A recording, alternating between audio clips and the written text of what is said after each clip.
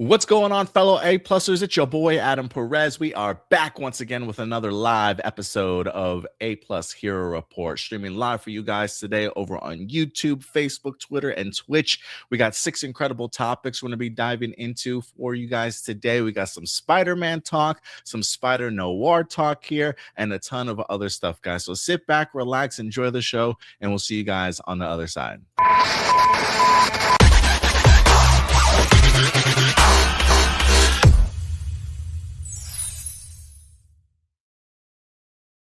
Good morning, good afternoon, ladies and gentlemen, wherever you're certainly watching from us today. It is I, your host, Adam Perez, for another live episode of A-Plus Hero Report, streaming live for you guys, joined none other than by my favorite co-host, Stuart Branscombe in the house.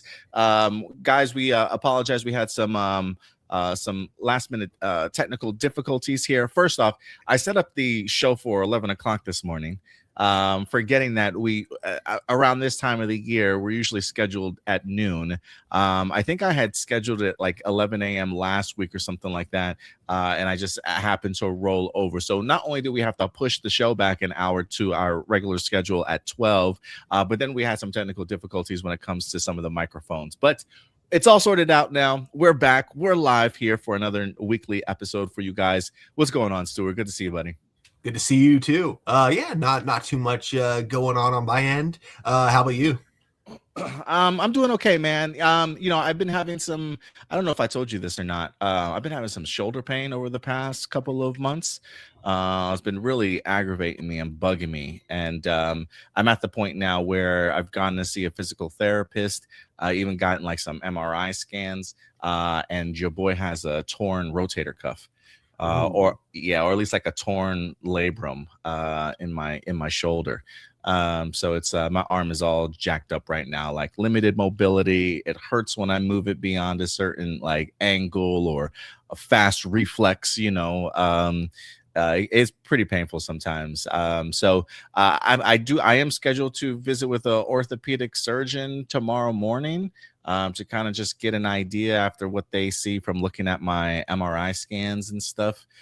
So hopefully within the next couple of weeks, maybe by the end of June, I'm hoping it looks more and more likely like your boy's going to need some type of surgery. So I don't really know. I don't know what to expect, but I got to tell you, man, I've been dealing with this shoulder issue since maybe like February. And it feels like it's gotten a little bit worse. And at this point, I'm just ready to rip this arm out and just get it over with, Yeah. What do you know what caused the pain, or is it just like something that just came out of nowhere? No, I overextended my reach for something. People keep asking, like, is it a sports injury? Did you like did you fall down? Did you bump into something? I'm like, no, dude, like it's just the simplest thing. Like I literally like was trying to put my son to bed and I overextended myself to turn off the light. You know what I'm saying? Like, oh, okay. I was too lazy to get my ass up and actually turn it off.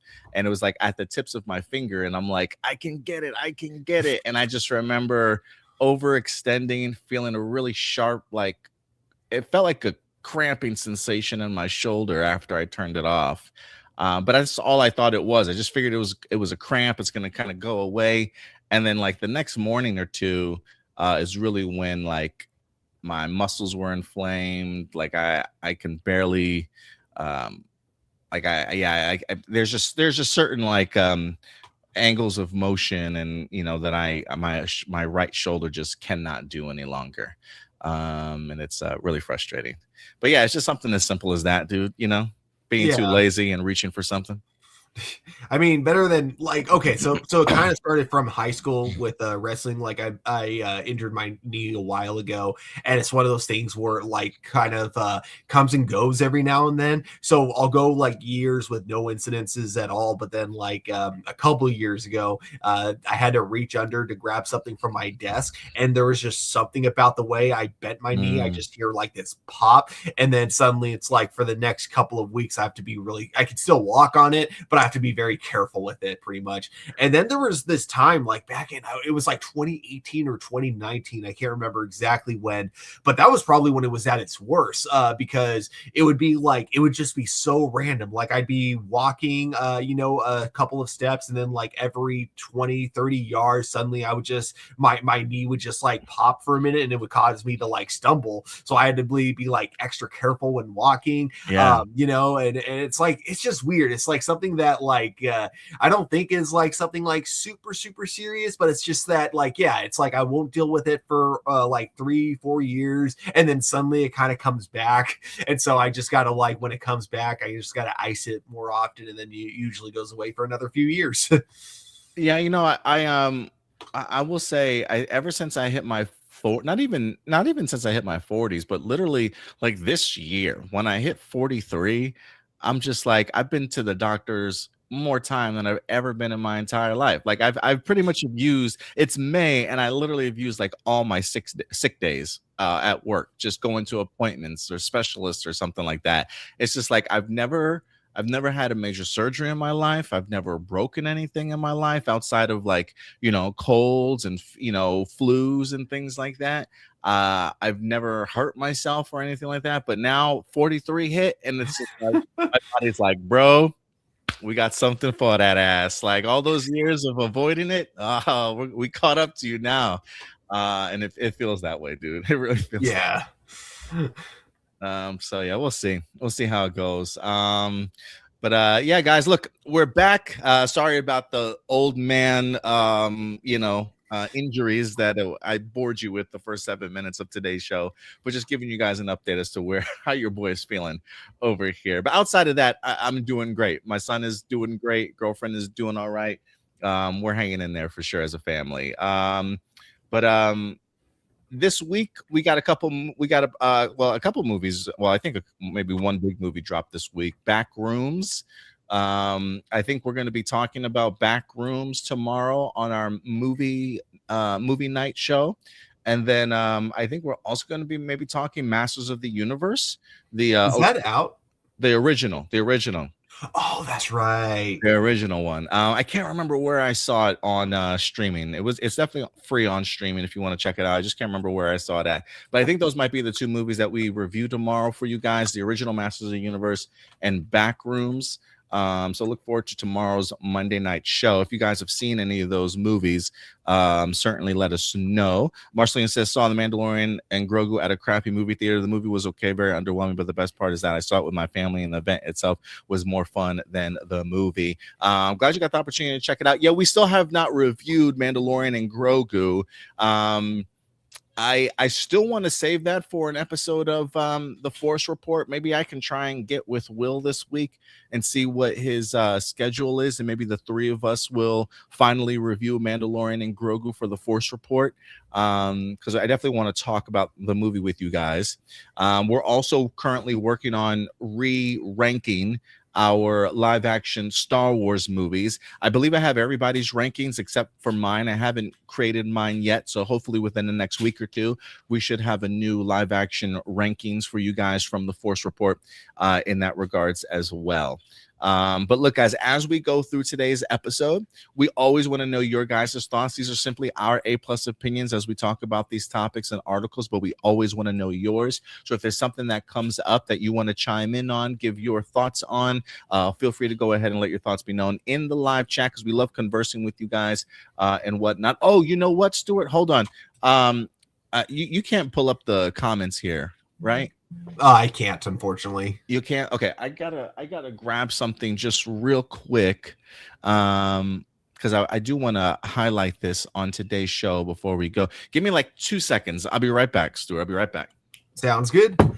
In the meantime, let me look through the other comments that we've got. So we had Marcelino. Hey, Adam, I saw the first trailer for the upcoming Toy Story 5, and tickets are on sale. Also saw the trailer for the upcoming X-Men 97, and it will be on Disney Plus soon.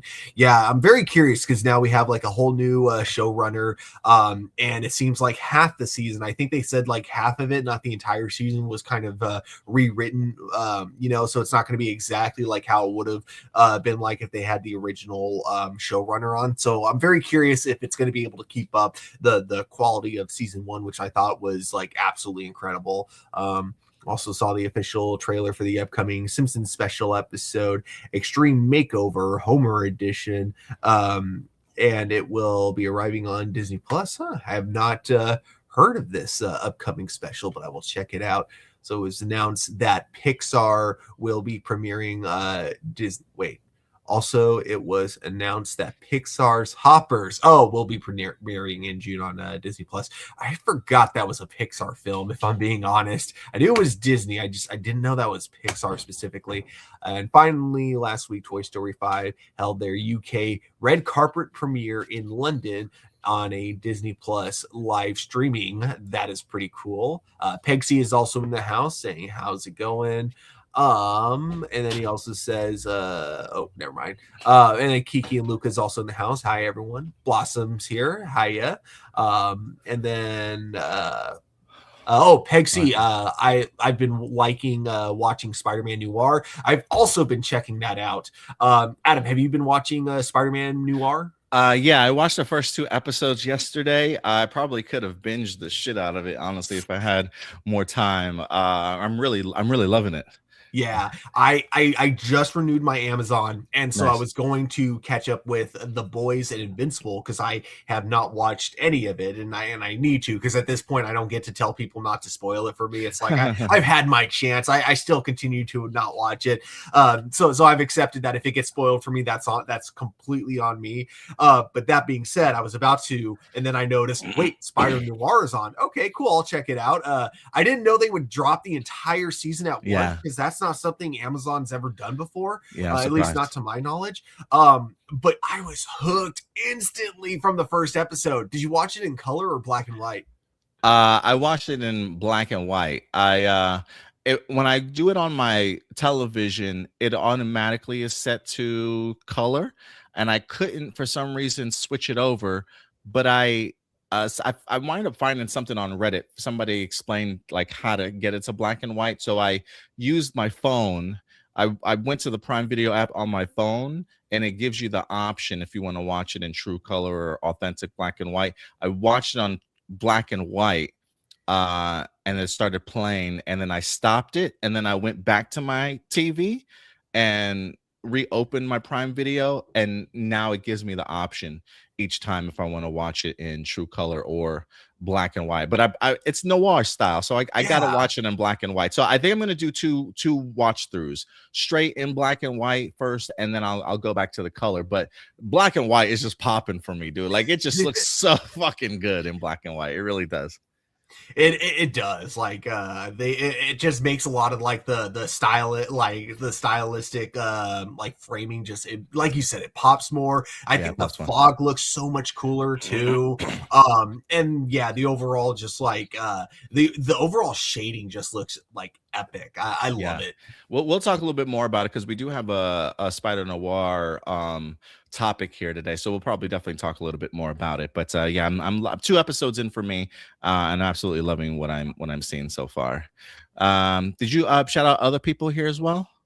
Last one I just did was Pegsy. So I was we already did Marcelino's comment, so I haven't done Pegsy's last comment, but yes, I shouted out everyone in the chat. In the chat. Okay, I also want to give a special shout out to Kiki and Luca here.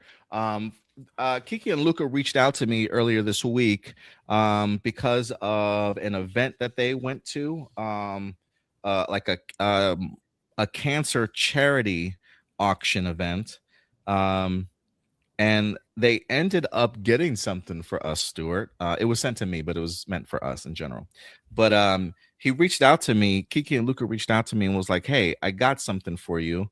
I guess he put a bid out on some things, and we literally just talked about this movie, but he sent me a signed Michael Giacchino Speed Racer poster. I don't know if you guys can see it. This stupid fucking green screen shit got it all fucked up, but it's a small little poster here for Speed Racer.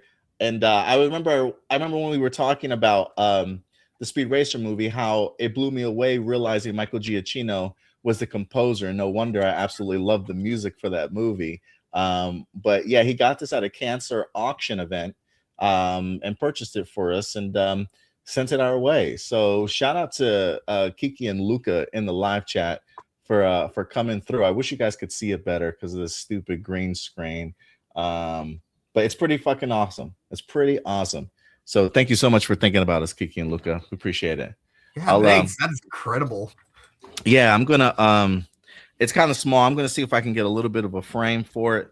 And once we get my studio and setup kind of back, I'll make sure we have it in focus for everybody else to certainly see. But shout out to Kiki and Luca for sending that over to us. It just made me realize, like, man, maybe we need like a post office box number or something. I had to send Kiki and Luca my address, and I'm like, dude, I hope he's not crazy. I hope he don't. I hope he don't start stalking me and sending me inappropriate things through the mail. Next thing you're gonna find like dead rats, and yeah, that's totally kidding. You're gonna get a box with a live rattlesnake in it. Oh man, but no, for real though. Thank you very much, Kiki and Luke. I appreciate it. All right, guys. So cool. Yeah, it's pretty cool. Pretty cool. All right, guys. With that out of the way, let's get into our first segment of the day.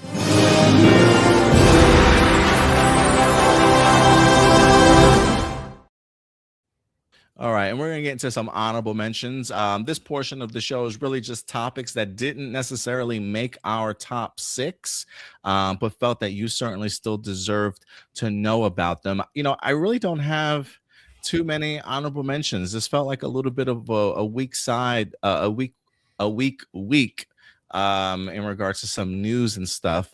So trying to make the best out of it, but we did get ourselves a brand new Supergirl poster here today, this past week. You know, I have not really cared so much about the marketing for the Supergirl movie. I think this movie comes out in June 26th. You know, just from like at least a poster design, cool promotional images, I haven't really seen too many of them that kind of blow me away. At least the posters seem just rather generic for me. This is one of the few posters that I've seen that I'm like, okay, I kind of dig the spray painting or like the splattered paint kind of look on it a little bit. I really continue to dig this costume on Millie Alcock and Supergirl. But I would like stronger marketing to start happening for this movie. I feel like Masters of the Universe is almost everywhere for me. Mandalorian and Grogu is a little bit of around, but I feel like Supergirl, although I've been seeing like some little TV spots here and there and clips, it just hasn't felt as heavy as other movies as of recent. But what do you think about this poster though, Stuart? Yeah, I think it's an alright poster. Yeah, it's a fair poster. Yeah, no, it's kind of funny though, because you bring up the marketing for Supergirl. I kind of feel like the marketing was stronger from the first trailer, and then because the first trailer was released like months ago, it was like the hype kind of died down. So I hope they can like kind of revamp that hype. Maybe they'll wait for Masters of the Universe, and then they're going to do it afterwards.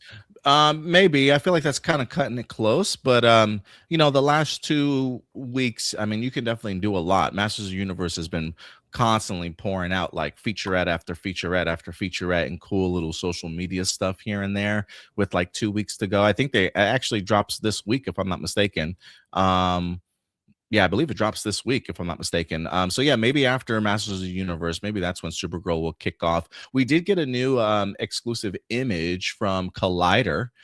This is kind of dope, straight from the film itself. Getting an opportunity to see Supergirl in flight here.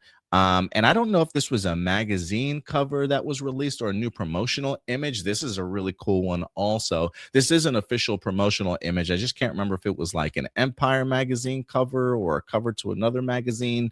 But I continue to really enjoy the Supergirl costume. And it's definitely a nice improvement from the one that we wind up getting in the Superman movie.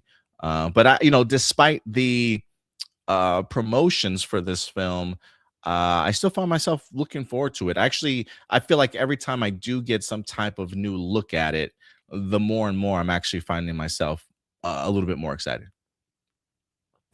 Yeah, I would say that for me, I think I I'm a little more excited than not, mostly Mhm. just because like this will be our kind of first look into the DCU outside of James Gunn.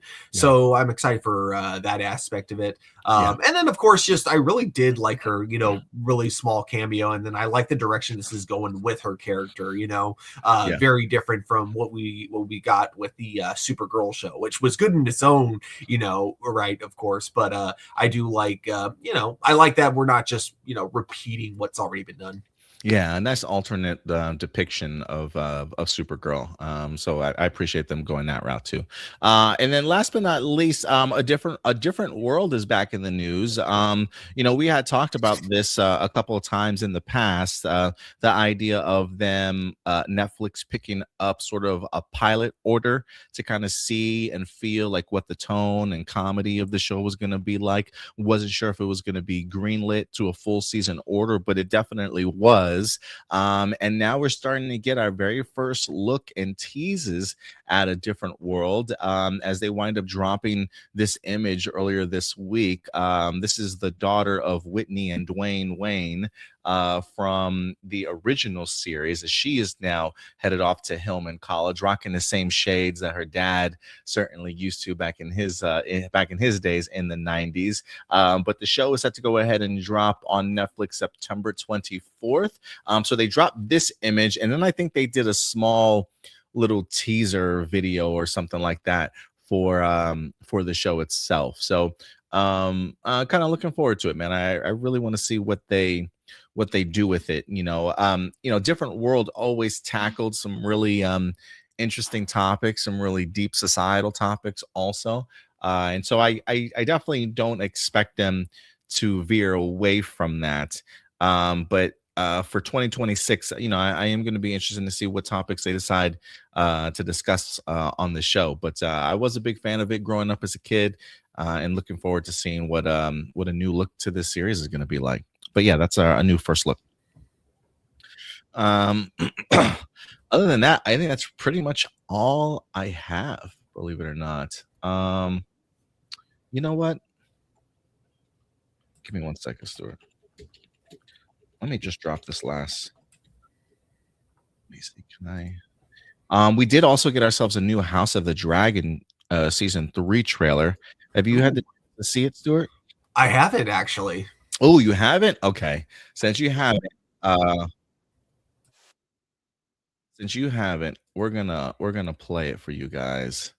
Um, I was thinking about adding this, so I'm gonna add it anyway. Since we don't have that, we have 5 topics this week instead of 6. Um, so let me go ahead and share the screen with you guys, and let's check out the House of the Dragon season 3 trailer that just dropped earlier this week. Let's go.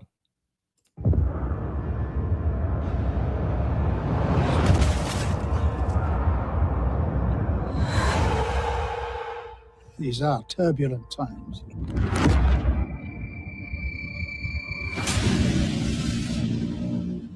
Look at all those dragons, dude. Rhaenyra is coming. You are no longer safe here.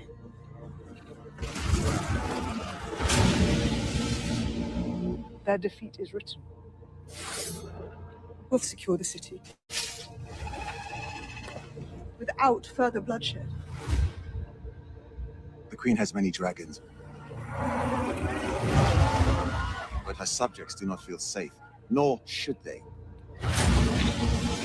We see you have been merciful. But the crown is a weight that crushes. You'll do things that spell death for all involved. Little by little, bite by bite, we are exposing her as weak and unsuited to rule. I gotta say, I find this so interesting so far. Like, just watching this alone, this feels very much like a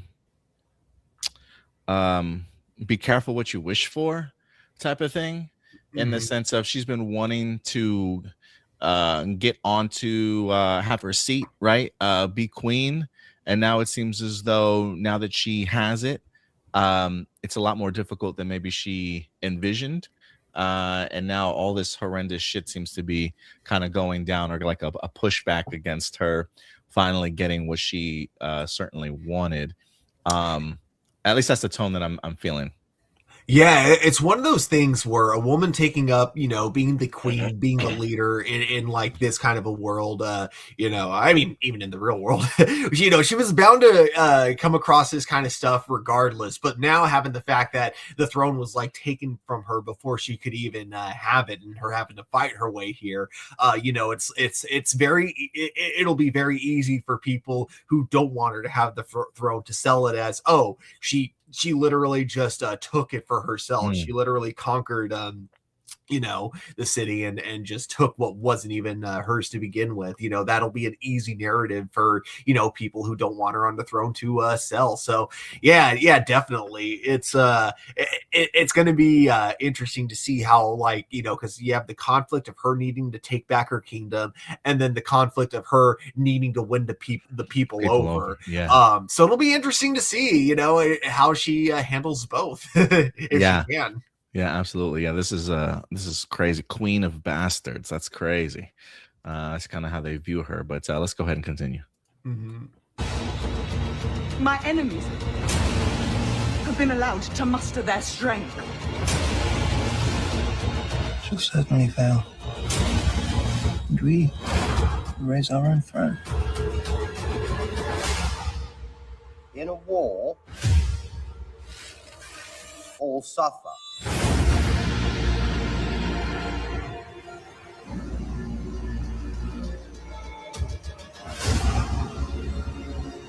We've come so far, and yet you still don't know who you are. Have you not betrayed Oh, that's your cool. queen? Bring Aegon,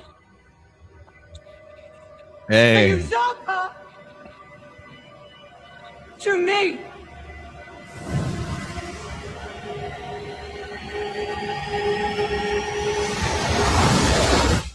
Did I not warn you that you would come to this?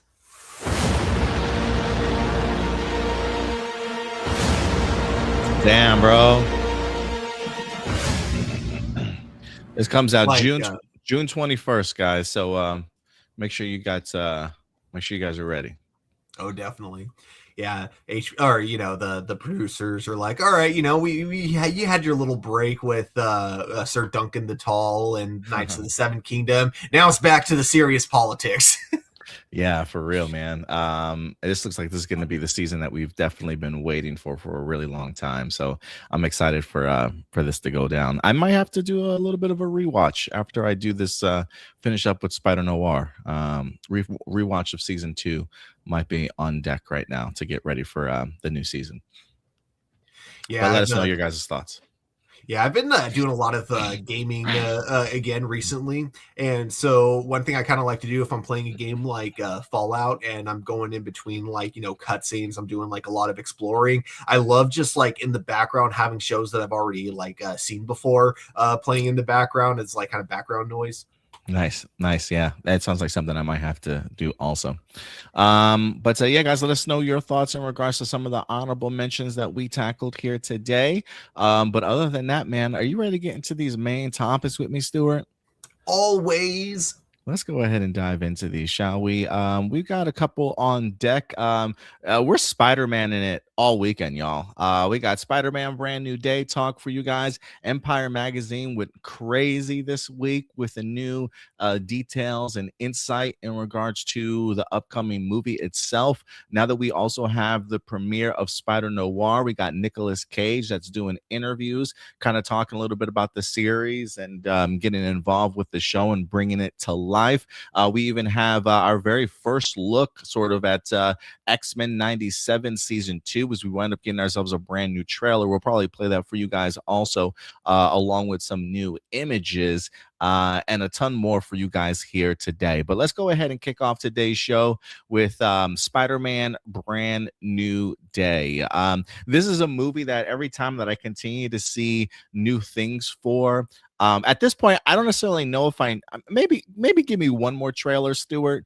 But outside of that, I don't necessarily know if I want to watch any TV spots or anything like that. I will watch a couple of featurettes if they ever end up dropping some stuff, but there's still a great detail of mystery to me in regards to this movie and how all these players are kind of connected. I still don't even know who the main villain of this movie certainly is, and I kind of dig it that way, if I'm being honest with you. But there's just a vibe that Spider-Man Brand New Day is giving that just feels fresh and new. And I think us as viewers expect this to be sort of a new era of Spider-Man. Thank you very much, John Watts, and the Coming of Age trilogy. I'm definitely not going to throw that trilogy under the bus just because we got the new hotness that's going on right now with Destin Daniel Cretton. Because without the John Watts trilogy, we wouldn't be at this particular point in time in Peter Parker's life. And I'm really excited for everything that I'm hearing so far. But we do have some new details that are emerging here. Empire Magazine wind up dropping these brand new cool images for us from their upcoming Spider-Man Brand New Day exclusive images. And they also had a secondary image that's they're really pushing this Spider-Man versus the Hand stuff, Stuart. Spider-Man versus ninjas is popular apparently.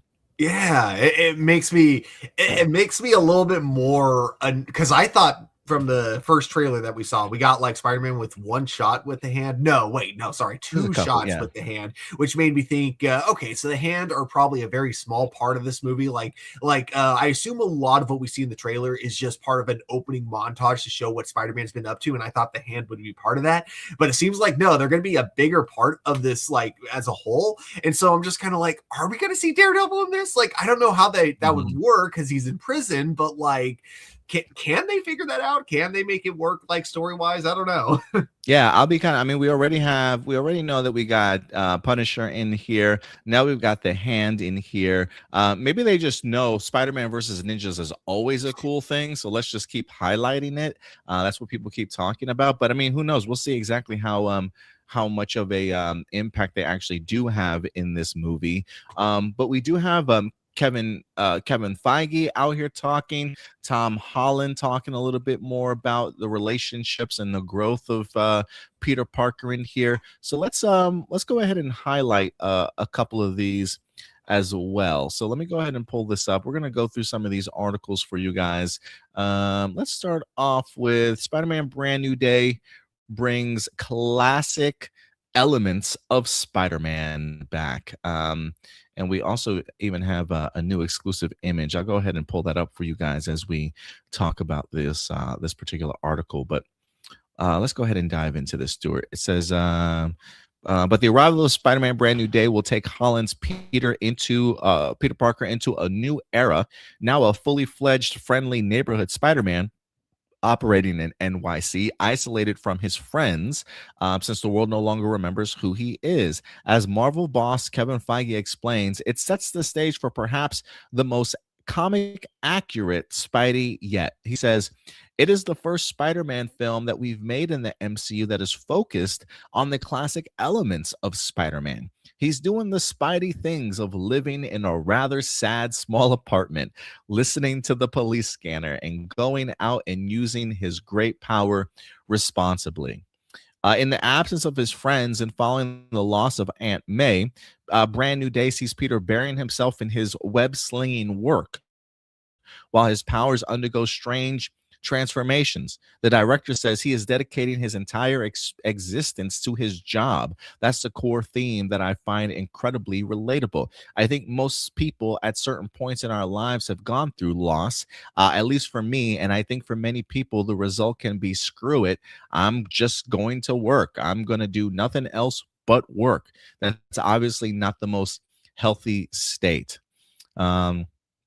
The hope is to get deeper under Peter Parker's skin than ever before, still with all the thrills fan expects from a summer blockbuster. The producer says Brand New Day is a more internal movie, and the bigness of it is emotional, not world exploding. Not worlds exploding. So we're definitely getting a smaller, intimate, well, not smaller, intimate or anything like that, but the stakes, I guess, aren't necessarily galactic wide or worldwide, certainly more neighborhood wide and emotional for the character here. And I'm really liking everything that I'm certainly hearing from this so far. But what about you, Stuart? You hear what they have to say in regards to the director talking about how relatable it's going to be with Peter Parker really putting himself fully into his work, along with Kevin Feige saying this is probably one of the more comic accurate showcases of Peter than we've ever seen. Do you think that's what we're going to end up getting here? Oh, I think you're muted. Yeah, I fully believe the director when he says that. It is kind of funny for him to say this is going to be the most the most comic book accurate Spider-Man movie. Almost like I don't think he was like actually trying to throw shade at John Watts, but it almost kind of felt like that's what he was doing there, throwing a little bit of shade there. But regardless, with everything that he says, this is something I think that phases 4 and 5 should have done a little bit more with some of the solo superhero films. I feel like way too much of it was like them trying to one up Endgame after one movie after another, and it's like, no, you shouldn't be trying to one up Endgame. You should be just trying to kind of like tell your own story. In fact, even with this director with Shang-Chi, even though that was like I think an overall incredible film, what kind of took me out of it was that final like boss battle at the very end, where it's like I feel like you had a perfect emotional story with what was leading to a great climax, but that climax was so brief because you had to focus on the even bigger bad. And I can't say this for sure because obviously I've never met the director, I've never had a conversation with him, but I really don't think that was his decision. That really felt like it was a Marvel decision, or like a Disney decision. Like, no, we need this to be bigger. You saw how people loved Endgame, people want big, that kind of thing. So I think that for future solo movies, and I think that if this is in Spider-Man, that's a great way to start, is that like the stakes for solo superhero movies shouldn't always be world ending. They should be like more personal stakes. What is our hero going to lose, even there could be stakes that affect other people, of course. Like I assume the city of New York is probably going to be something that Peter is trying really hard to protect in this. But you see what I mean, though, right? Like, It doesn't, like, not every personal story in the MCU needs to be like a world-ending threat, and that's something that I kind of hope for Phase 6 moving forward. They kind of hit the brakes just slightly on, Yeah, no, I definitely understand where you're coming from in that regards. There is a part of me like when Kevin Feige, two things. I didn't necessarily take it so much as a slight towards John Watts, even though I can see it. Maybe some people certainly taking it that way.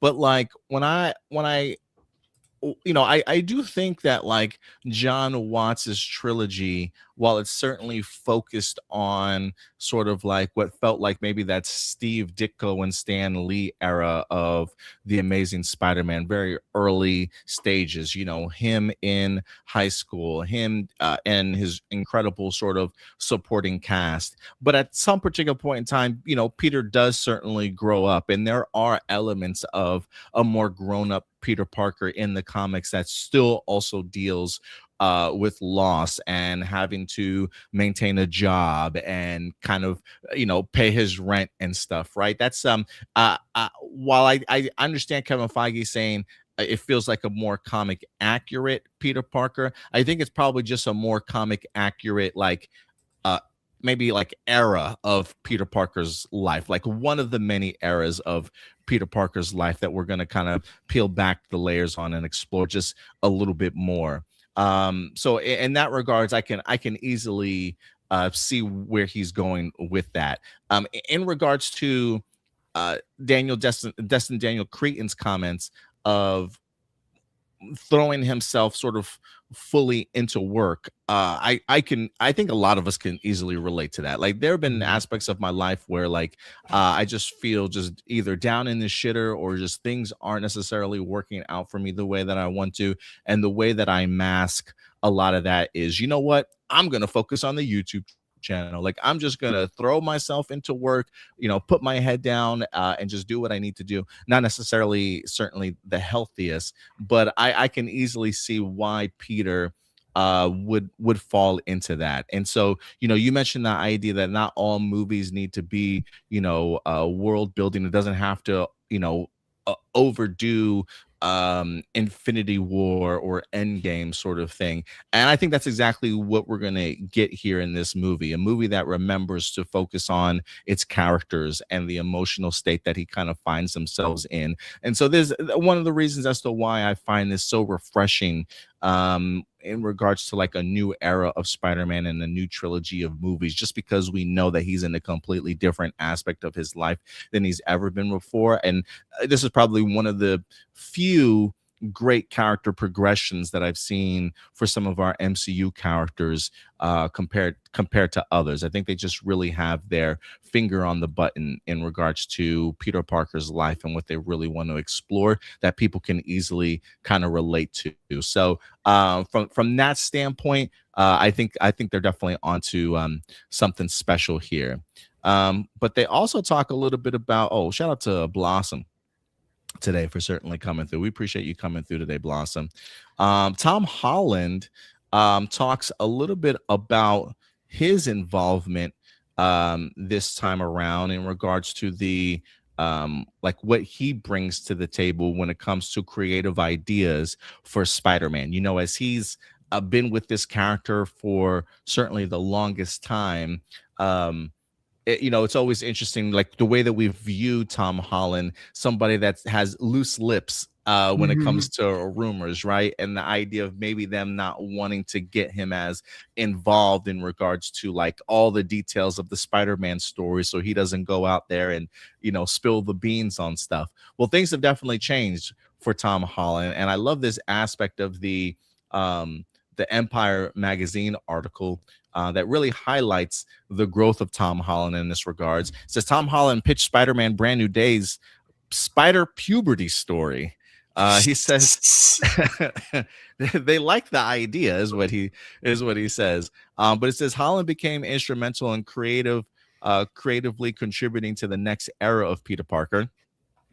Who's better to help steer Spider's new adventure than the guy in the suit? He says, this is the first time in my tenure as Spider-Man that I was kind of welcomed into the writer's room.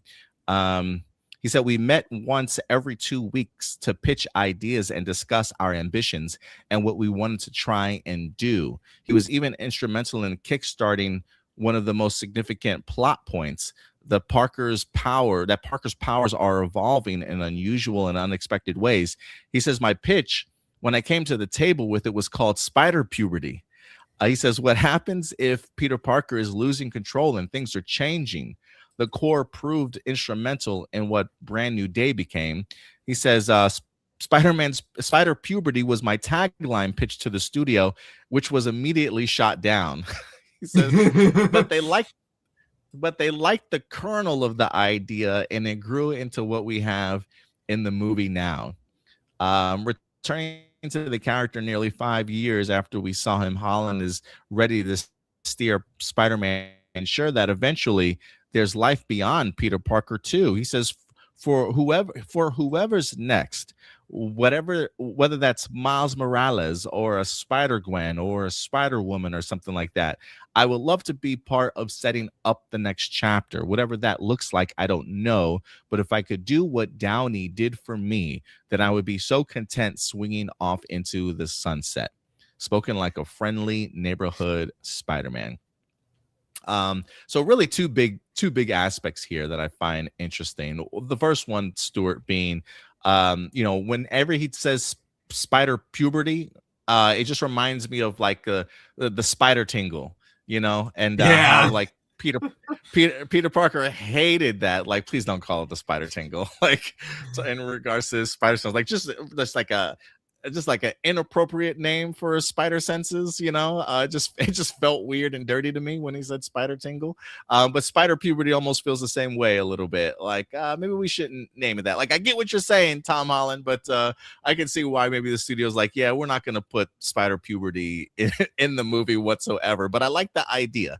I like the idea. So it is kind of cool, and I think like we've heard about Tom Holland's involvement with this movie, I think ever since No Way Home kind of wrapped up, and we were wondering for the longest time, like, is Sony and Marvel gonna team up again for a fourth movie? Like, what's gonna happen to the rights? How involved is he certainly going to be, sort of thing? And ever since then, I think Tom Holland has mentioned the idea of how much he's been in the writing room, how much he's been sitting in on meetings and things like that. And it's just really cool to be able to see sort of Tom Holland's growth in that regards, in regards to like him really being able to help steer the ship in regards to like where the story points go. I think Tom Holland probably has a really good ear when it comes to listening to the fans, or at least you know, taking some cool ideas and premises and maybe working those type of things into the movies. And so he fully fledged feels like he's, not that he didn't embrace the role before, but like he's fully in it right now. And it's really cool to kind of see that growth for him and how involved he really is. I have more that I certainly want to say in regards to the second aspect of things, but I don't know if you want to tackle that or not, Stuart. But you hear these comments from Tom Holland. How are you feeling about him? Yeah, I think that the pitch itself is absolutely hilarious, but I can kind of see where Marvel executives were coming from, in the sense of like, okay, we're not going to call it that. We're not going to go exactly in that direction.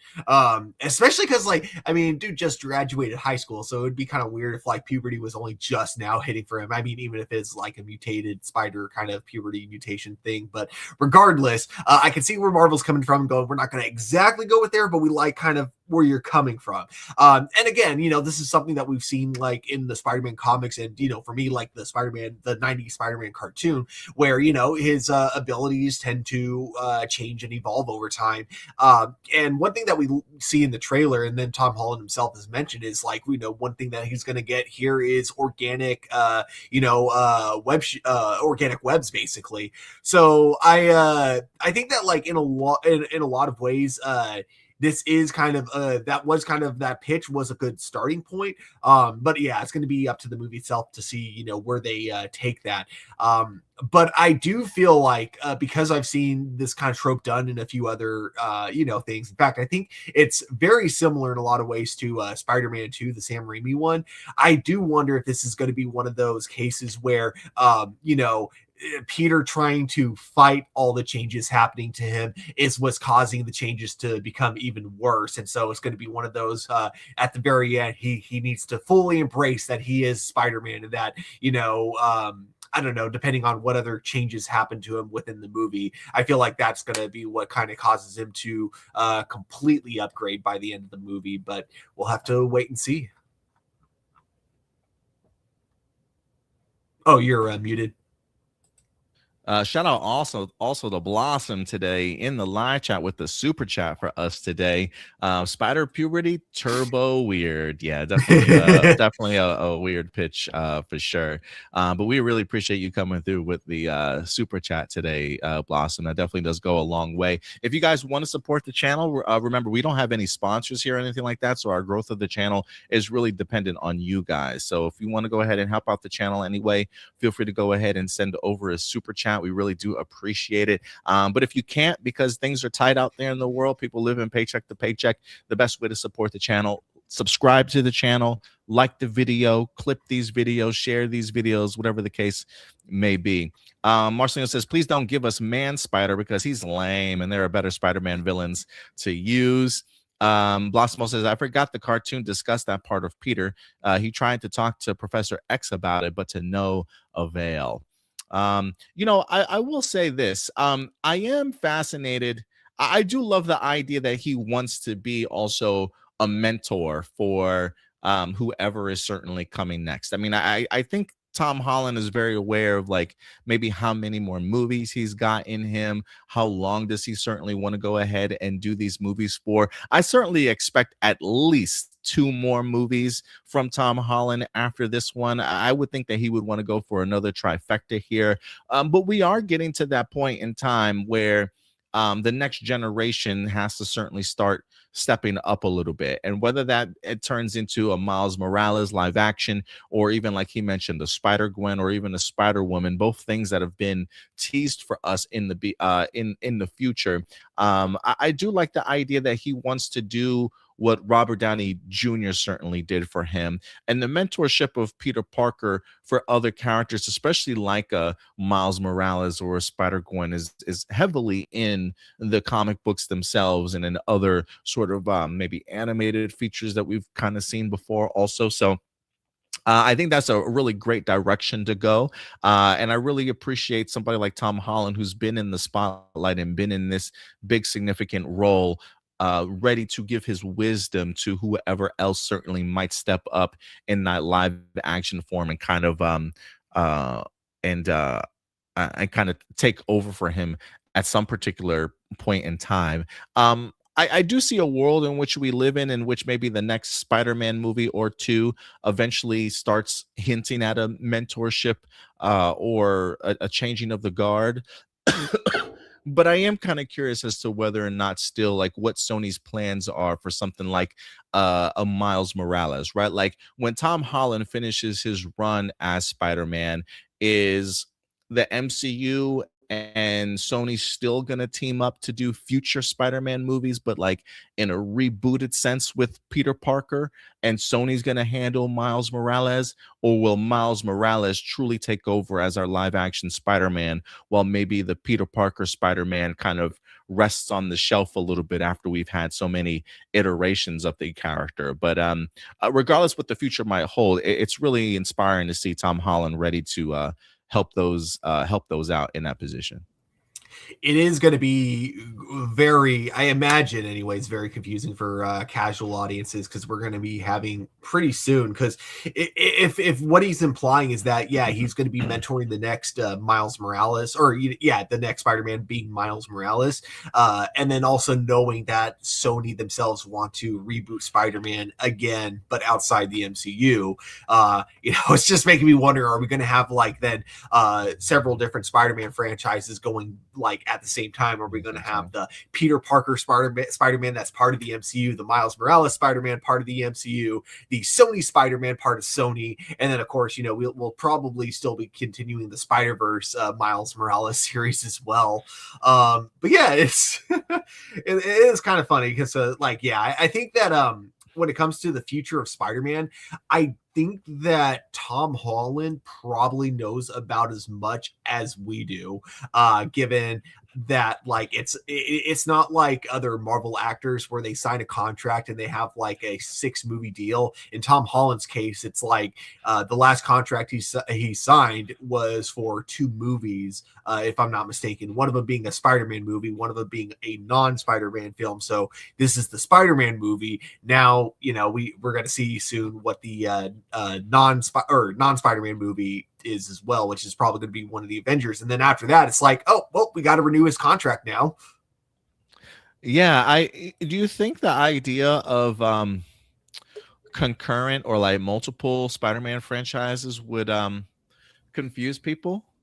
Like audiences, like if we had a Spider-Man Miles Morales movie that's clearly said Spider-Man Miles Morales on it, but also like every odd year a Spider-Man Peter Parker movie came out on the MCU side, do you think general audiences would be confused by that? I think general audiences know the difference between Miles and Peter, because I feel like after the Spider-Verse movies, Miles has become kind of a mainstream Spider-Man in and of himself, right? But I think that where people will get confused, and this is also where I think people are going to get confused in the upcoming future for DC with Batman. I think it's going to be confusing when we have two different Spider-Man franchises using the same version of Spider-Man, but with I assume different actors. I assume they're not going to stick with Tom Holland for the Sony reboot, but I think that's where audiences are going to be confused. I get you. I definitely get you there. But yeah, we'll definitely see how that turns out. We also have big involvement from multiple cast members in this movie also.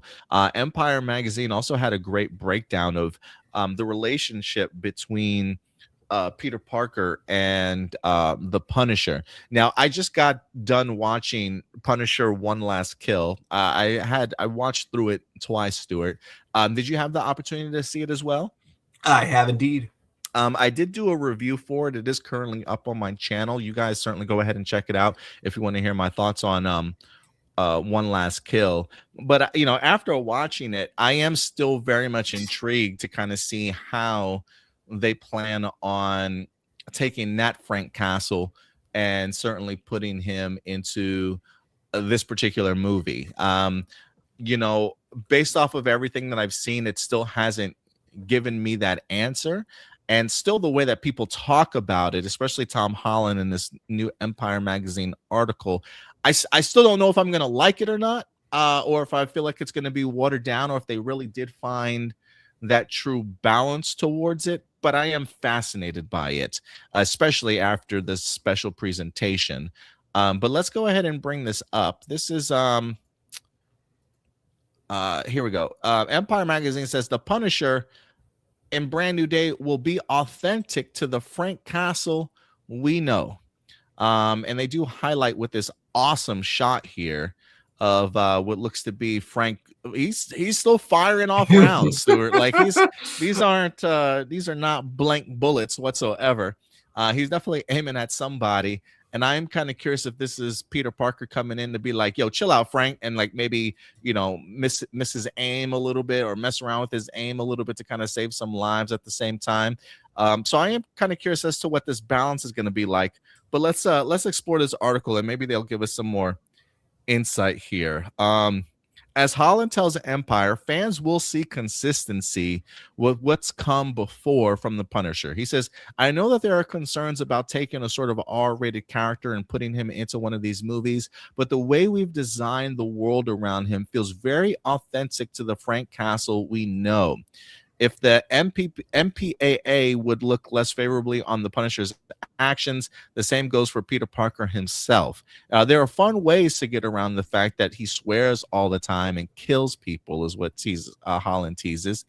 And don't expect Castle to go soft in the presence of Spidey either. Frank Castle is perfectly at peace in the world of absolute darkness, is what John Bernthal says.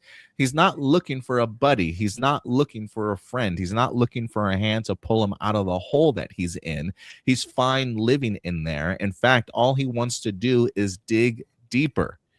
Get ready for another perfect pairing of mismatched allies in the MCU. I think begrudgingly, Frank would tell you, if he had to be honest, he does care about Peter. Bernthal promises, just don't get on his bad side. So what do you think about this, Stuart? I mean, they're promising a lot of things. John Bernthal is talking about, where Frank Castle's mindset is certainly at, that he does care for Peter, but he's definitely the Frank Castle that we've come to know. And in fact, he's probably digging himself deeper. Tom Holland teasing, hey, there's fun ways to play around with the idea that he curses a lot and kills people.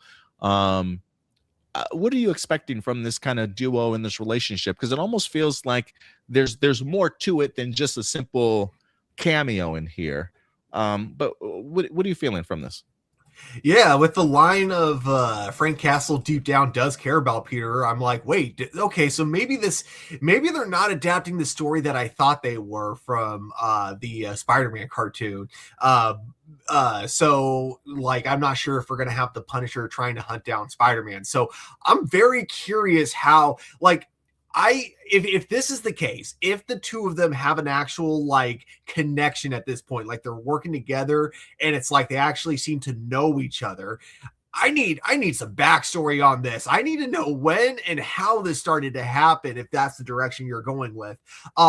That being said, though, okay, so like the big thing that they're promising is that's still going to feel like the same Frank Castle that we get in the Netflix show, even if he can't like swear and they can't show as much gore in the Spider-Man movies, right? They gotta like keep that PG-13 rating.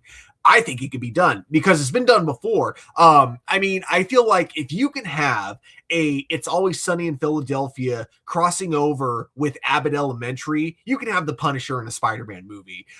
It'll and you can make it work. You can still like keep the family-friendly tone, but also without like making him feel out of character. I feel like they did such an amazing shout out to Abbott Elementary and the It's Always Sunny in Philadelphia crossover real quick.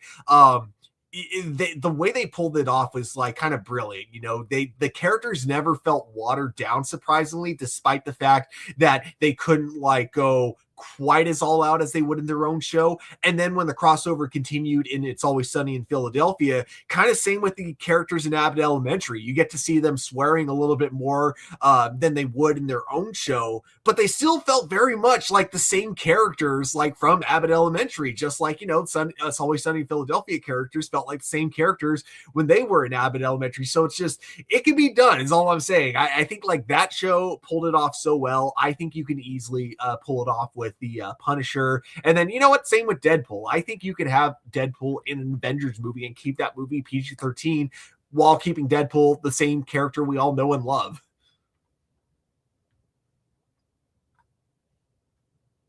Are you muted or? Yeah, it'll be interesting to see how they balance this. And just to build off of what you said, there is this last article here too that wind up dropping. Tom Holland teasing the relationship between them a little bit further from Collider. Let me see if I can get this without the Collider website just like completely janking out on me. But it says among the most intriguing allies Peter will get an assist from is the Punisher. Holland went so far as telling Collider that the relationship was one of his favorite parts of Brand New Day. He says, I think one of my favorite aspects of this new film is the relationship between Punisher and Spider-Man. It's no secret that I absolutely love John Bernthal, and sharing the screen with him and building this on-screen relationship was so fun. What's in the film is very different to what was on the page, and I'm so grateful to Destin for giving us the freedom to play with it and create something really special. I wouldn't be surprised if Spidey and the Punisher become a recurring duo. So he's really feeling the Punisher and Spider-Man relationship. Let's see. Tom Holland also let me see. When asked about how the team balanced the character's typical energy from the tone of the film, Holland admitted it wasn't easy. He credited Destin Daniel for bringing a fresh view of Spider after filming Shang-Chi. He says, it was tricky to find the balance. We didn't really want to take the sacrifice in No Way Home for granted, so it presented some challenges when trying to tackle the humor, but thankfully Destin Daniel Cretton has such a clear view of what the film was going to be and knew exactly when to push the humor and when not to. I think a lot of the humor in this movie is less about jokes and more situational comedy. The scenarios that Peter finds himself in are just hilarious by nature. So we could use that in all its glory. And then there's Dustin Daniel Creed also did go ahead. He also did Wonder Man, correct? Yes. Okay, I asked because one thing I think is more evidence that he'd be able to figure out the balance, that he's good at figuring out a balance, is looking at Trevor from both Iron Man 3, Shang-Chi, and then Wonder Man. How like that character felt very cartoony, very over the top in Shang-Chi, and then when they brought him into Wonder Man, they he never felt like a different character. He kept feeling like the exact same character we've seen in the previous 2 appearances, but they did such a good job at grounding him in reality and not making him just like this over the top, like, comedic relief type character. So I think that, Dustin Daniels has shown in the past that he definitely knows how to balance like humor and, drama and that kind of stuff. He knows how to like balance a character depending on the type of movie that they're in while still keeping them as the same character. Yeah, no, I definitely agree with you there. I was just thinking about that, like when he mentions being able to balance the humor. First thing that came to my mind was Wonder Man also. So, yeah, look towards that for maybe a great example. Holland also says, I think what I was most proud of when thinking about this movie is the message. I really hope young people everywhere will watch this film and appreciate the importance of community and that you don't have to do this alone. In the digital age, it's so easy to sit in your room and waste hours just scrolling, but nothing is better than getting out of the house and socializing with friends. That is just one of the many lessons Peter Lee's movie. So yeah, some really great quotes, I think, to kind of tap in. Oh, what happened? But nothing. That was a good quote. Oh, yeah, no, I was a really big fan of the quote. It kind of reminds me a little bit of what Destin Daniel Cretton talked about a couple of weeks ago in regards to the isolationism that I think people can kind of relate to. And one of the things that I suggested was like, it kind of reminds me of like some of the lessons that maybe we learned fresh out of COVID, when a lot of us were isolated from each other. We had to stay 6 feet apart. We couldn't hang out. We couldn't go places together. And social media, I think, really kind of took over us a little bit more.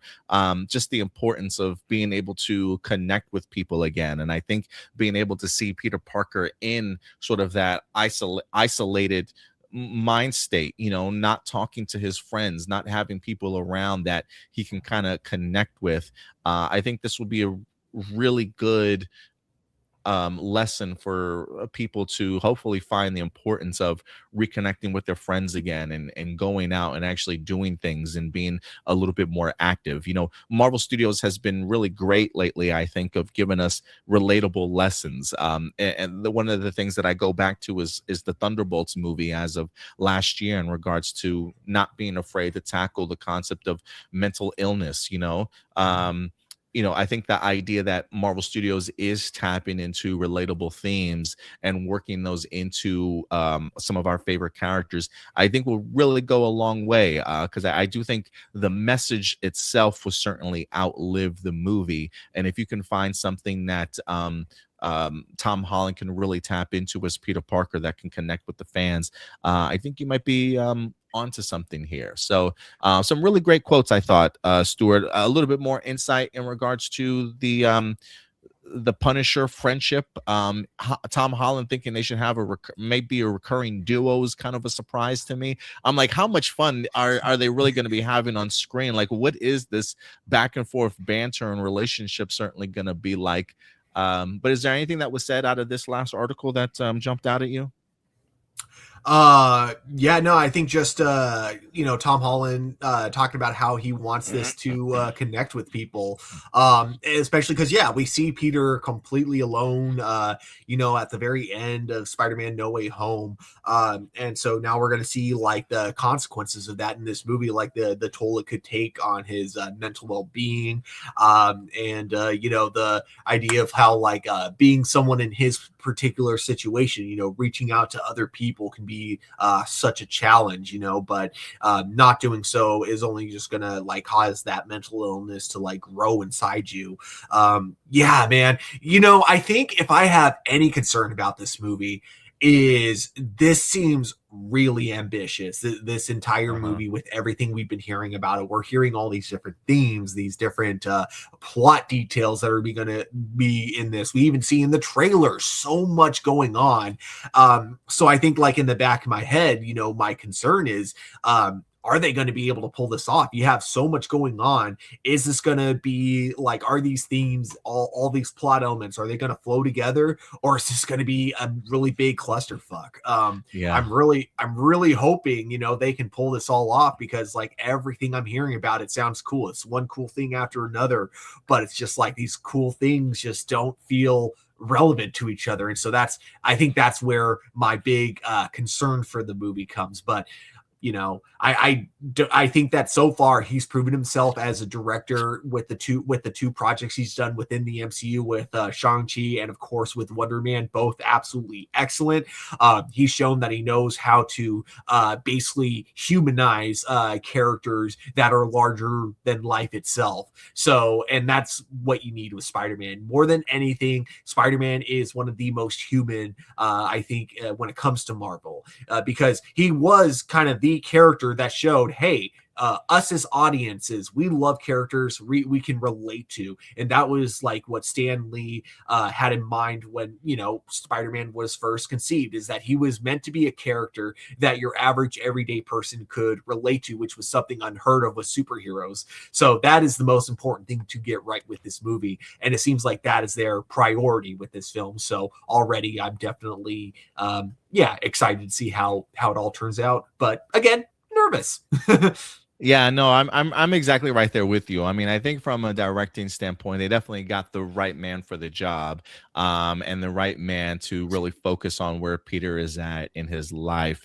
But the moving pieces, you know, the trailers haven't really showcased to me anything in regards to a coherent storyline or a plot in regards to how it's all kind of connected. So I am hoping that as the movie unfolds and we get the opportunity to see it, that that it is very much coherent and not just a bunch of like different set pieces just kind of glued together in different aspects. Like I do hope there's some coherentness, cohesiveness to all of it, and I think that's my biggest concern for this movie. But I definitely trust the people to that are doing this, so we'll see what the end result is certainly going to be.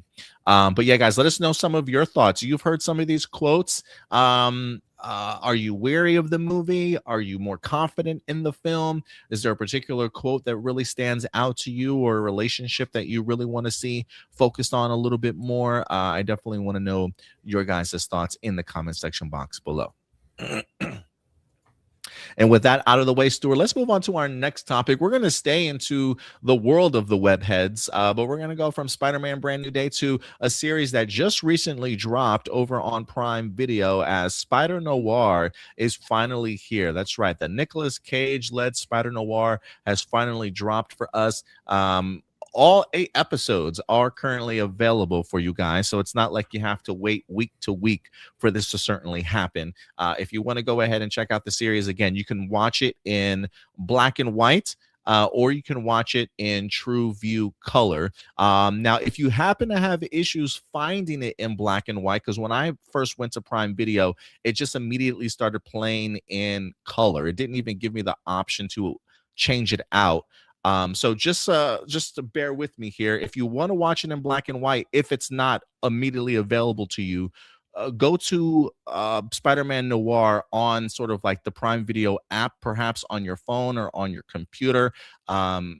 Start watching it in black and white there, and then go back to whatever you're watching it to on television, and it should resume, or at least start giving you the option to play it in both colors. It looks as though me and Stuart have started watching this series in black and white, but I definitely do think a rewatch is certainly about to happen in color here as well. We definitely have some things to say, but so does Nicolas Cage, Stuart. He had the opportunity to sit down with, I believe, Variety this week, and talk a little bit about joining this project and actually becoming a television star after years of being on the big screen. So let's go ahead and dive into this. Nicolas Cage on finally playing a superhero that matches his freak in Spider-Noir, how watching Breaking Bad led him to TV, and whether he's doing season 5 of True Detective. We probably won't tap into all of that. Let's see here. Where's this? I assume you're a big fan of film noir, right? What are some of your favorites? He goes on to say, oh, yeah, Richard Basehart in a film called He Walked by Night was quite wonderful. I saw it when I was very young. The movies that informed Spider-Noir were certainly The Big Sleep by Howard Hawks, with its rhythm and fast-paced dialogue. Also, The Maltese Falcon and In a Lonely Place. A lot of Bogart, he says. I wanted to try and recreate an essence of some of my favorite old world characters, because I wanted to embody that style. Bogart, Cagney, Edward G. Robinson, and designed my performance to fit within the black and white format, just as Darren Turner was doing with the photography and Tracy Field was doing with the wardrobe. So I kind of dig that. So despite the fact that this show is available in color, it seems as though director of photography and even costume design really heavily um, um, went with the mindset of black and white in mind. So when you watch it in black and white, it feels like that's the true format for what they were certainly going for. And you can easily tell when you watch it, right, Stu? Yeah, I mean, so the only part of it that I saw in color was the opening of the first The episode. swinging. Yeah, and I thought it looked, I thought it looked good. Don't get me wrong, but like, because I think they even mentioned, like we talked about this last week, that they actually went out of their way to film both in color and in black and white. So I think that it looks good both ways, but I just think that the directing style just matches black and white perfectly, and it makes sense that that was their first choice. Yeah, no, I totally agree with you there. He also goes on to say, your character in Spider-Noir reminds me a lot of Elliot Gould's Warlow in The Long Goodbye, with how chatty and sarcastic he is and how much he enjoys needling people. He says, I get that. I think the thing that I kept looking back at with the Bogart element was he seems so bemused, like in The Big Sleep, when the femme fatale is doing anything wicked, he finds it amusing. He enjoys seeing the danger in other people, and I wanted to play a little more of that. As you go deeper into the different episodes, you'll see other influences as well. One of the things that we managed to sprinkle in, which is the luxury of doing episodic television, is you have time to plant these little seeds and watch them blossom. Oren Uzel, the showrunner, and I got to the point of explaining why he is the way he is and how he's trying to reprogram his humanity, because the DNA of the arachnid is in his body. So he's trying to figure out how to be human again. What kind of preparations did you find for this? Did you study spiders? It's no secret that people know that I like old style German expressionism. And I remember Max Schreck in Nosferatu. At the end, before he gets hit by the light, he turns into a puff of smoke. He just goes like that, tilts hand down. That to me is indicative of German expressionism, the choreography. It seemed to me that a move like that would be arachnid. So I worked with my body to create that feeling of animality in the character. Did I study spiders? No, but I do know a little bit about them. And one of the most interesting things I find with spiders is that they have no muscles. Their appendages are like straws and they shoot fluid to move. So that informed this idea of the movements. That does go back to a interview, I think, that Lord and Miller wind up having, saying that one of the influences for Nicolas Cage was that he wanted to embody a spider inside of a human body.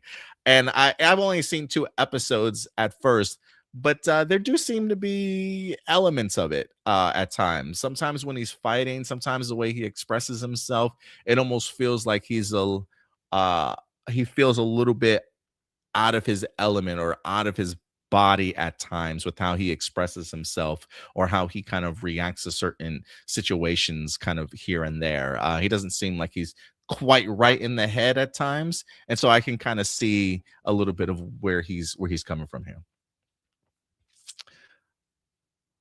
Let's see here. Do you still go to the extremes when getting into character. There's so many amazing stories, like you're pulling your teeth out for Birdie, or Mike Figgles recently recounted you downing a whole bottle of vodka before a scene and leaving Las Vegas. He says, let's remember, I started acting when I was 15, and that makes me a child actor of sorts. I had to learn as I went along, and at the time, you had all these stories about De Niro, and we had to live the part and do these wild things to believe we were the character. But I've been doing this for 45 years, so I don't have to do that anymore. And anytime Mike brings up that story, I just want to say it was in the script, okay? That's Leaving Las Vegas character Ben Sanderson has a total meltdown in a casino. That was in the script, and I did say to him, I'm not going to drink on this movie, but I want one or two scenes where he's really drunk, and he knew I was going to do that. So I think he was trying to get more media for his movie 30 something years later by making it a tabloid story. So that's a interesting one there that he has to correct a little bit. That is funny, like how like something so simple like kind of gets over exaggerated just because it sounds more interesting. Yeah, absolutely.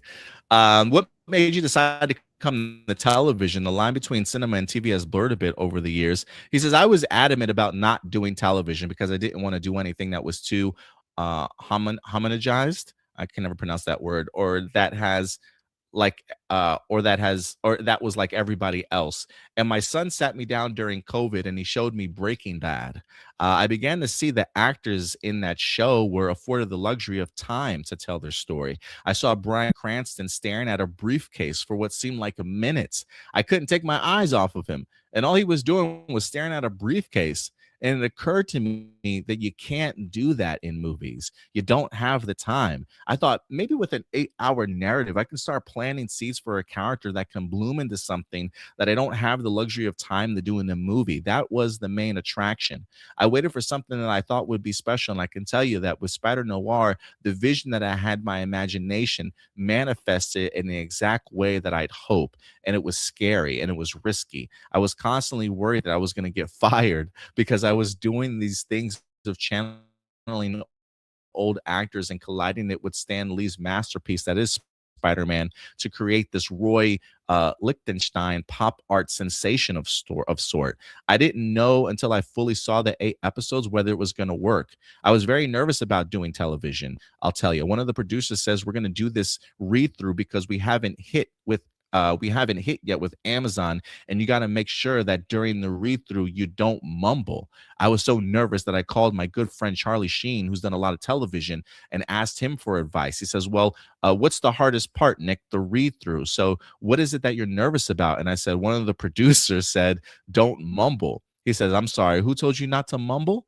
Is his last name Sony? And I said, no. And he said, well, tell him to fuck off. So I had a big laugh and went with it and did the read-through. I didn't know he was good friends with Charlie Sheen like that.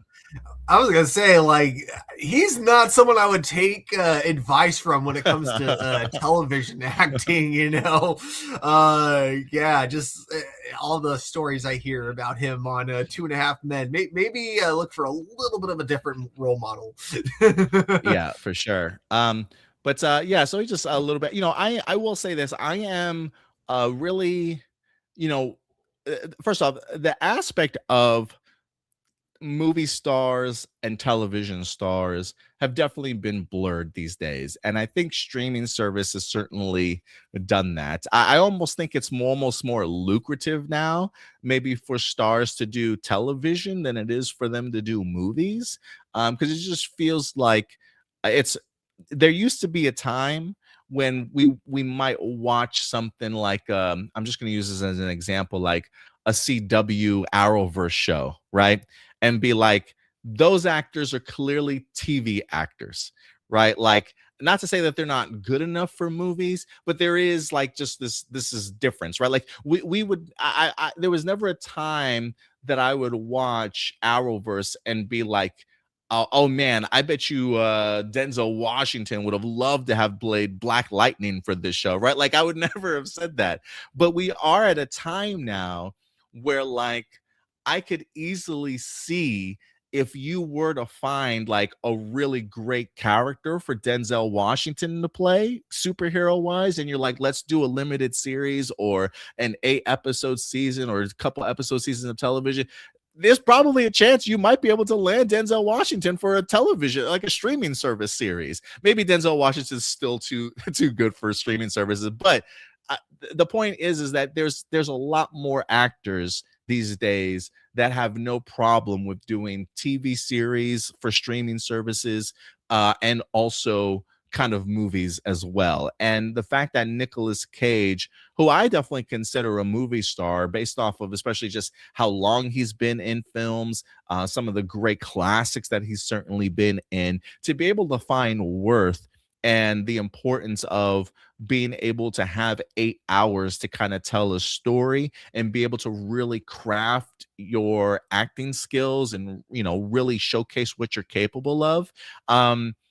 I'm really glad that he decided to go ahead and take this up, because had you told me before, hey, we're gonna do a Spider-Noir series with Nicolas Cage like right after Into the Spider-Verse, I would have said you were fucking crazy. But the fact that they landed Nicolas Cage, I'm like, oh my god, I can't believe he's actually doing this. And having seen the first 2 episodes of this, dude, I'm so glad that he's doing this, because he's nailing the roles. I can see the influences. He doesn't seem like he's too over the top for the role. It seems like he's just really in character.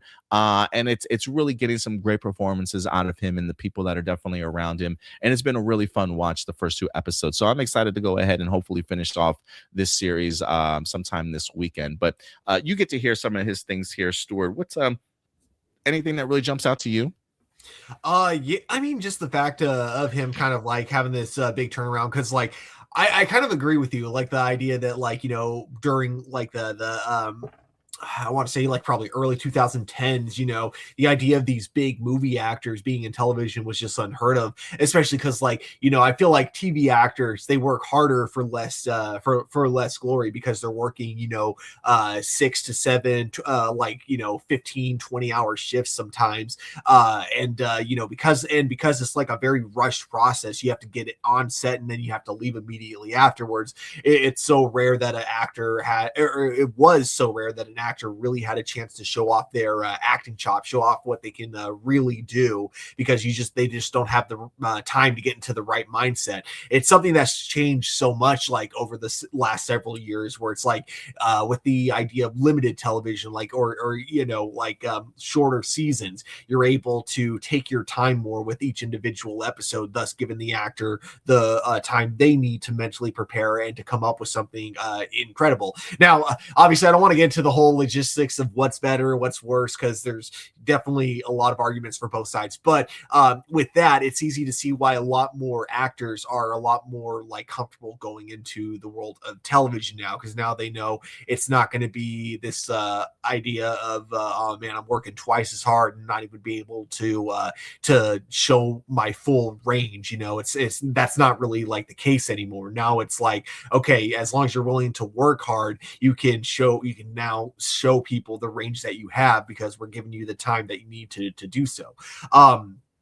All that being said, I do love how much Nicolas Cage seems to be putting into the character.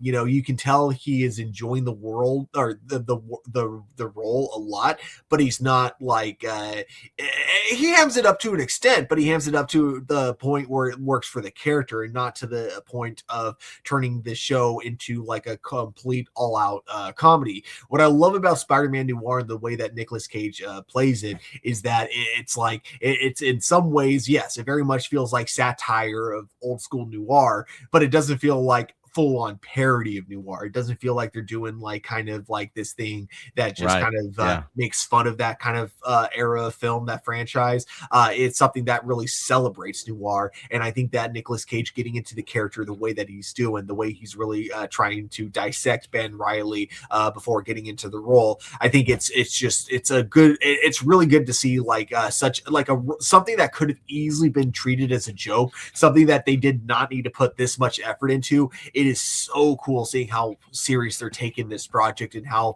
they're really putting their all into it, you know? Yeah, no, I mean they definitely are taking themselves very seriously. I mean, just from watching it from a directing standpoint, a cinematography, photography standpoint. I mean, some of the shot sequences in here are really beautiful. There's a really great shot of like just Ben Riley sitting at the bar and he's smoking a cigarette, and it's got like the smoke in his face, and then it just dissipates across and it just like fades away and like reveals him, sort of thing. This is a really cool, like even the lighting behind Kat Harding when she's on stage, kind of singing, and like the silhouette or the shining through that it really showcases for her is just it's really beautiful. Even this, bro, even the opening theme, like the credit sequence, the music is so fucking good. Like it's so noir style about it too. Like they really went out of their way to take themselves really seriously for this show. And they're doing incredible stuff. I've been a really big fan of the story, seeing how some of the pieces are kind of coming together in regards to like the super powered people that are a part of this show. I am kind of curious to learn a little bit more. Like there's a part of me that wonders if there's a bigger connection between Spider-Noir and these superpowered individuals that we haven't necessarily discovered as of yet. Silvermane, played by Brandon Gleeson, is fucking incredible in here too. Really terrifying villain. So yeah, they really are taking themselves rather seriously with this. And everybody's doing a bang up job. I think Nicolas Cage is perfect for this role, man. I really do. Yeah, definitely. And the fact that they got him, the fact that they got not only Nicolas Cage, but Brandon Gleeson, in this role. Like if you had told me like 10 years ago Brandon Gleeson would be in a Spider-Man TV show that is a spin-off of a cartoon movie, I would have been like, what?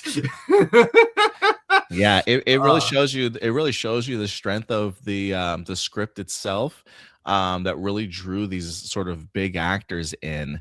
Because there's always a couple of shots in the show that I'm just like, damn, that's so beautiful. Like the showrunner, and what's crazy is the showrunner I think is I can't remember what else he's done in the past, but it definitely doesn't come to mind like, oh, he'd be a great noir filmmaker. But he's really showing his worth in here and tapping into something special with this show.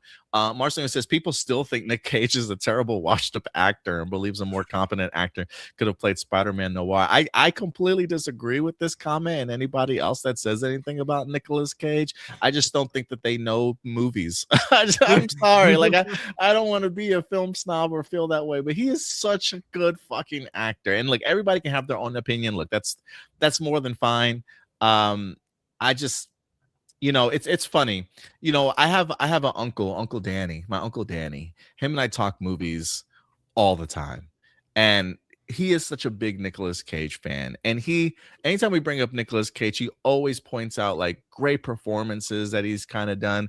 And I tend to really trust my uncle in regards to his perspective on how he views movies and actors and stuff. And I think him and I both share this love for Nicolas Cage as well. So people can have these opinions all they certainly want to. But I think Nicolas Cage is certainly proving his worth. I think if people felt a more competent actor could have played Spider-Noir better, I don't think Spider-Noir is as successful as it is right now with critics and audiences if you don't have Nicolas Cage in that particular role. I think we have to take all things into account with why this show is as popular as it is. And I think having Nicolas Cage at the forefront of it is certainly one of the big big reasons behind that. But to each their own in their regards. It's just an opinion that I really just can't agree with. Yeah. I think that like for me, I think Nicolas Cage, people look at a lot of his IMDb or a lot of his, resume. He does a lot of really shitty movies, a lot of really bad ones. But like he said it himself, he had to, do a bunch of like, cheaper, smaller projects in order to pay his bills, but he never phoned it in. And you look at a lot of those bad movies, you know what isn't bad about them? Nicolas Cage. Yeah. Like Willy's Wonderland is one of those. It's such a bad movie because of like it was almost a good movie, and that's what kind of annoys me about it. It was almost a good movie because everything with Nicolas Cage was freaking awesome. Like it was cheesy and over the top, but in like the best kind of way possible. It's just that when it comes to everything else about the movie, it's absolutely god awful. But it's like that one aspect with Nicolas Cage is what makes the movie almost worth watching, though. And that's him in a really bad movie. So keep that in mind. Yeah, man. I'm always impressed with Nicolas Cage. He's got a great movie with Pedro Pascal out that came out a couple of years ago where he literally plays himself. Yes. I can't remember the name. Unbearable Weight of Massive Fame or something like that. Something like a Massive Talent. That's Massive what it Talent. is. Yeah, I thought he was really great in that movie. Blossom says Nicolas Cage. Haven't heard that name in a while. I can understand that. Yeah, I feel like Nicolas Cage is now just kind of coming back into the fold within the past like 5 or 8 years or so. But yeah, I feel like Unbearable Weight was what brought him back into the spotlight, honestly. Yeah, it really was. It feels like it was his one of his bigger movies, finally putting him back out there again after all those years. But yeah, guys, let us know your thoughts in regards to Spider-Noir, Nicolas Cage's involvement. Have you checked out the series so far? What are your thoughts about it? What are you liking? What are you not liking? I definitely want to know your guys' thoughts in regards to Spider-Noir. With that out of the way, let's change course away from the Spider-Man love, but we are going to stay in the world of Marvel as X-Men 97 is set to return, baby. That's right. Season 2 is almost upon us, set to go ahead and drop sometime this year. This week, we did get ourselves a brand new poster for season 2 here. As you get to see, the release date, Stuart, is literally right around the corner, July 1st. July 1st, we will be getting the brand new X-Men 97 series. I can't remember, was season 1 released all at once, or was that a weekly thing, or did they drop them in batches? Do you recall? I think that was weekly. I think it was like, it was definitely weekly. I don't remember if they did like 2 episodes at a time or if it was like 1 episode per week, but it was definitely a weekly series. I think they might have did 2 episodes. I want to say it might have been 2 episodes at a time, but maybe I'm wrong. Somebody correct me in the live chat. Indy did do reviews for the show, if I'm not mistaken, to start off. But I can't remember how. I really can't remember now if they did it weekly or 2 episodes a week or something. But they also went ahead and released a brand new banner here as well, heading into season 2 of the show, just looking completely flawless. And I think we had ourselves a trailer.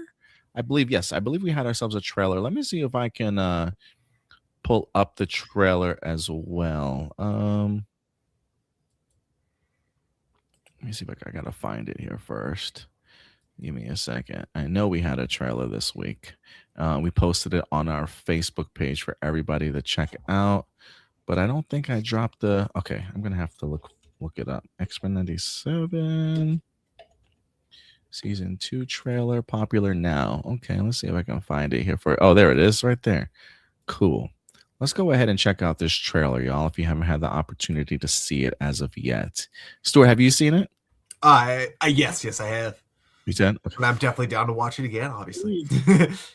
All right, let me come on. All right, here we go. Let me pull up this banner. Let's check out this trailer for season 2.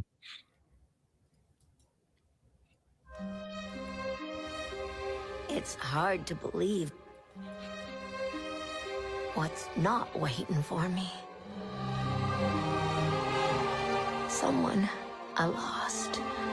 Someone special.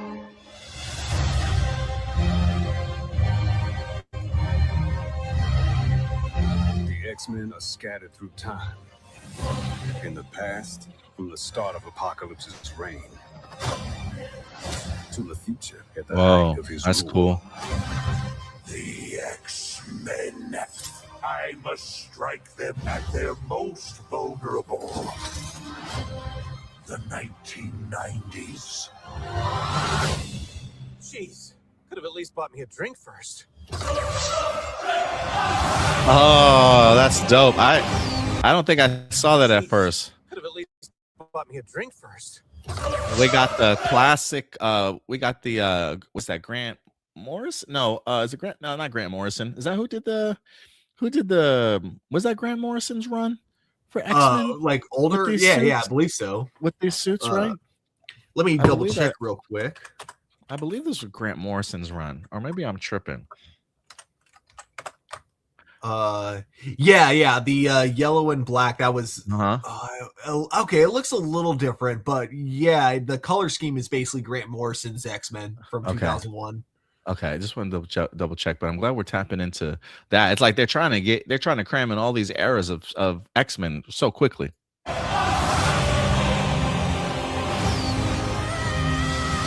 That's a cool shot.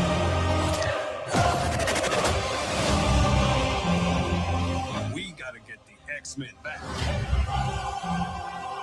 to the 90s. You fight a battle that cannot be won.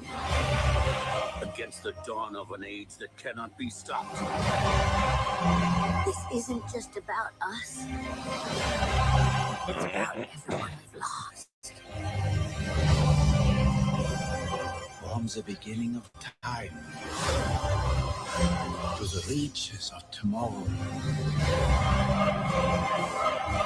we stand together right here, right now. Whoa. I believe in the X-Men.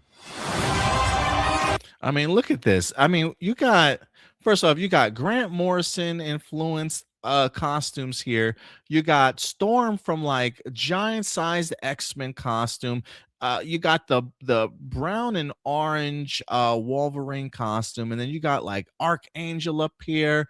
I mean, the costume schemes just go crazy.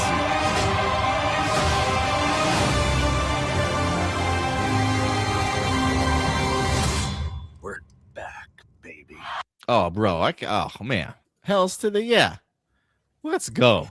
Oh gosh. And we're apparently gonna get like two versions of like a Wolverine in here. I mean, I saw like images of him as like a more bestial kind of Wolverine that we got from like a short stint in the comic book series also.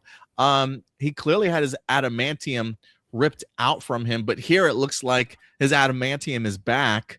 So I'm like, how much time has passed between this season? Like, how much stuff is going to happen within such a short amount of time? I love this trailer, Stuart. What did you think, man?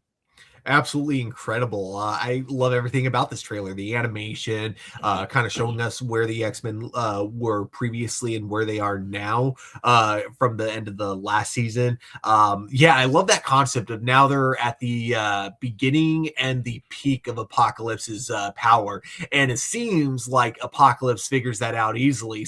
Or figures that out like at some point and realizes this is his opportunity to take down the X-Men so he can go unopposed. So the stakes are going to be freaking huge in this. Did I already say the animation? Because I just want to compliment it one more time. The animation is incredible looking.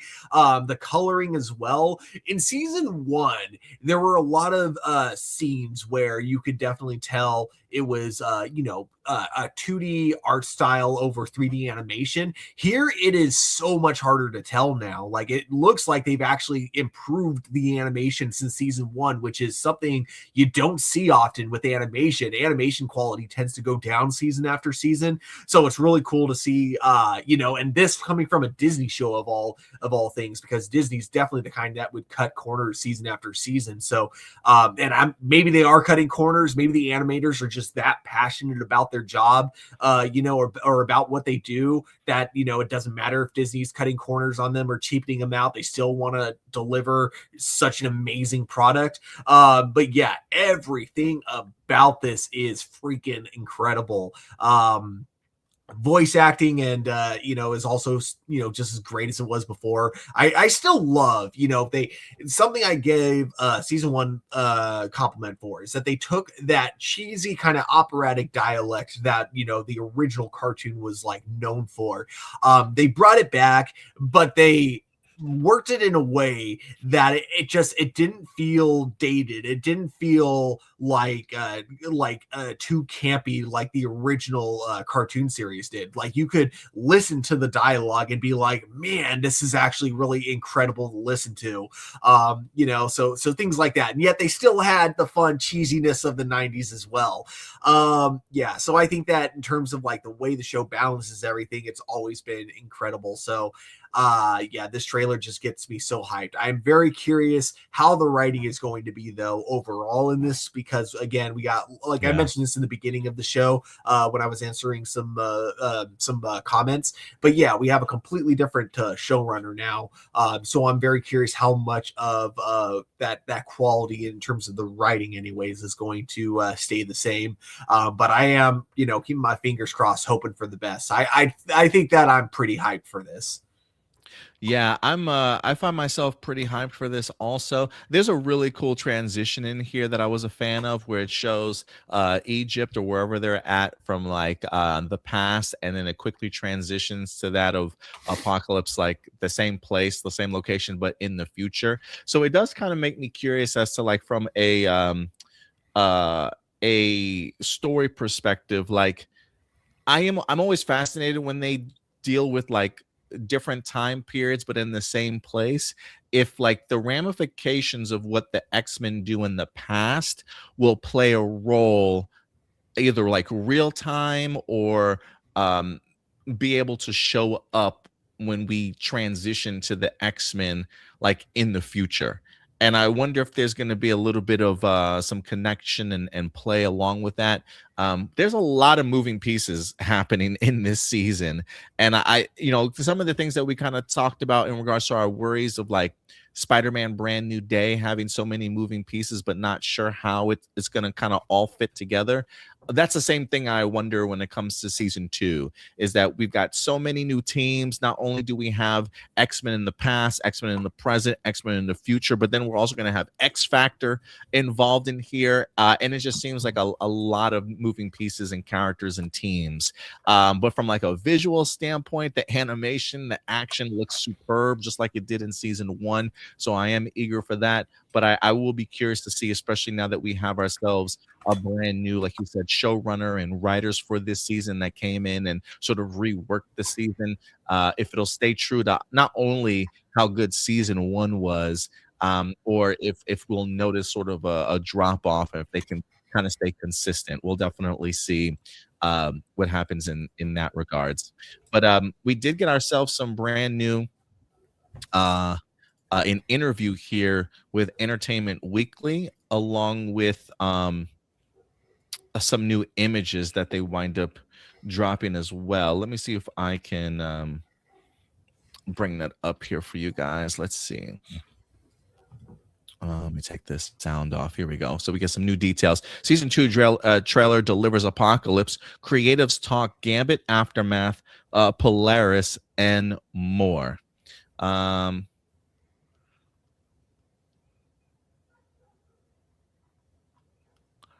All right. Executive producer, as to where they pop up next, that is a fun reveal. I'm not ready. Did I lose you? He says it's now up to Bishop and Forge to bring them all back. Because come on, what is happening here? Sorry, this thing is jacked up to me. Storm and Wolverine and Morph are currently unaccounted for, but season 2 trailer gives us a glimmer of their adventures, including what might be a Phoenix Force version of Marvel's Wind Rider, as well as morphing into Deadpool. As to where they pop up next, that is the fun reveal I'm not ready to talk about just yet. It's now up to Bishop and Forge to bring them all back before Apocalypse can strike the team at their most vulnerable, which is in the 90s timeline. Two of the premier writers and producers of the original X-Men animated series served as consulting producers on season 1 and now hold the title of executive producers with Houston for season 2. All three tease the impending events in here. In a joint interview with them, calls the new episodes a funhouse mirror for their X-Men animated series season 2, which saw Xavier and Magneto in a similar scenario trapped in the Savage Land while the rest of the team were off on their own. You have the fun of playing with very specific groups of X-Men together, trying to figure out how to get where they need to go. And while we talk through this, I'll even bring up some of these brand new images that they revealed as well.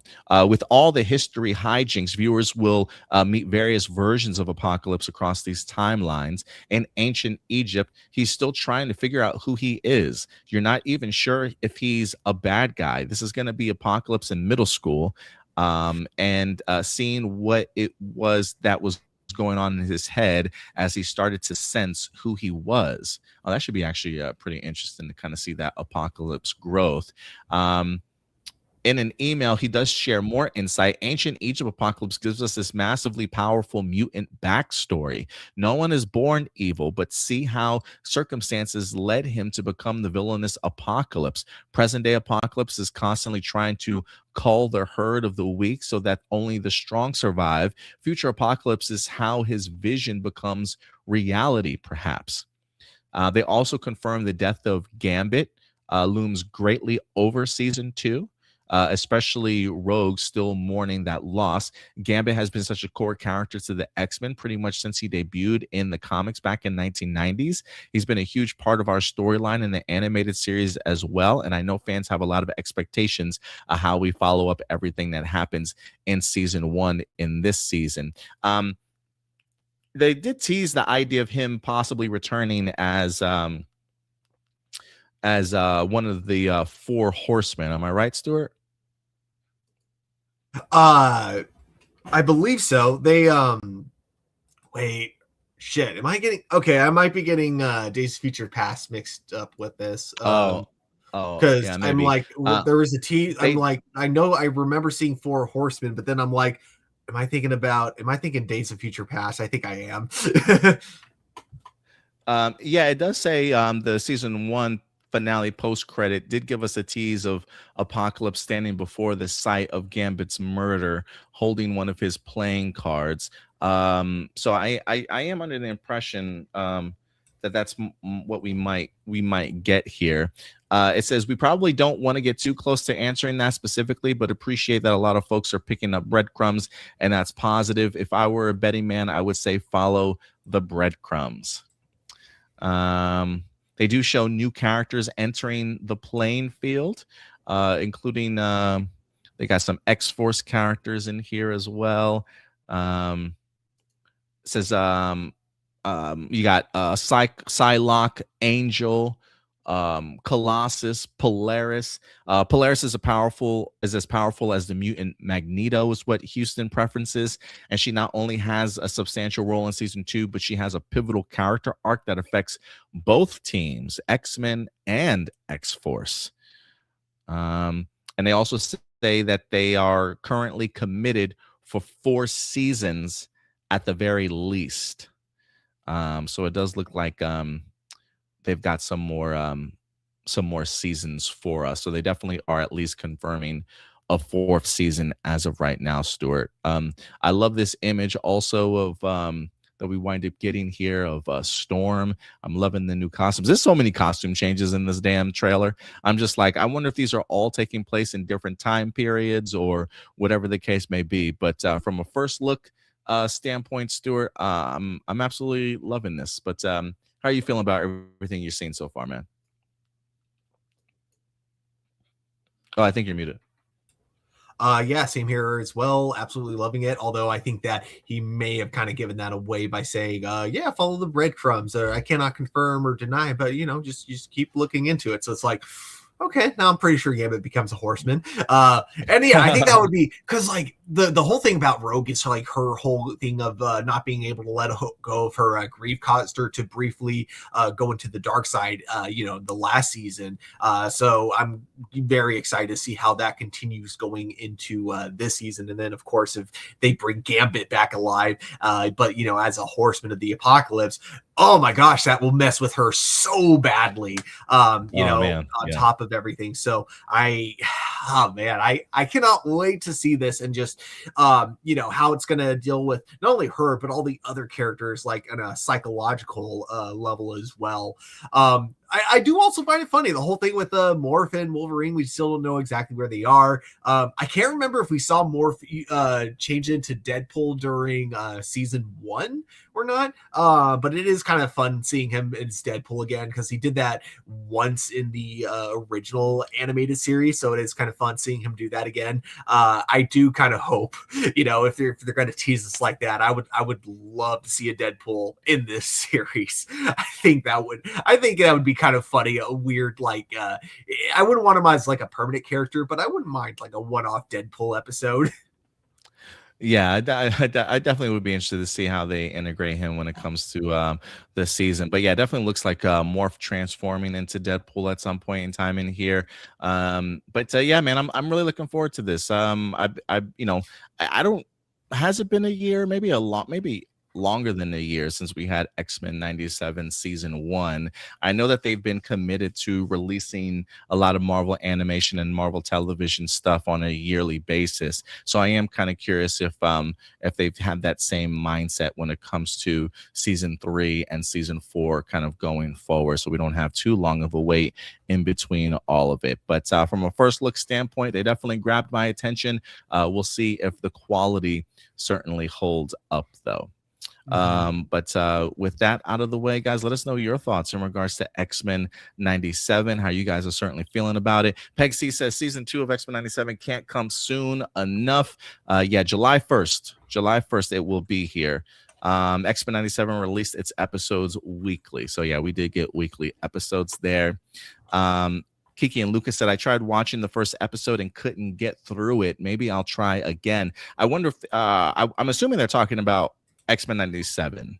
But yeah, clarify. I was like, I'm wondering if he's talking about X-Men 97 or Spider-Noir, our last topic, but I have a feeling he's probably talking about X-Men 97 here. But yeah, even Marcelino says you're missing out on so much. Yeah, check it out if you get a chance.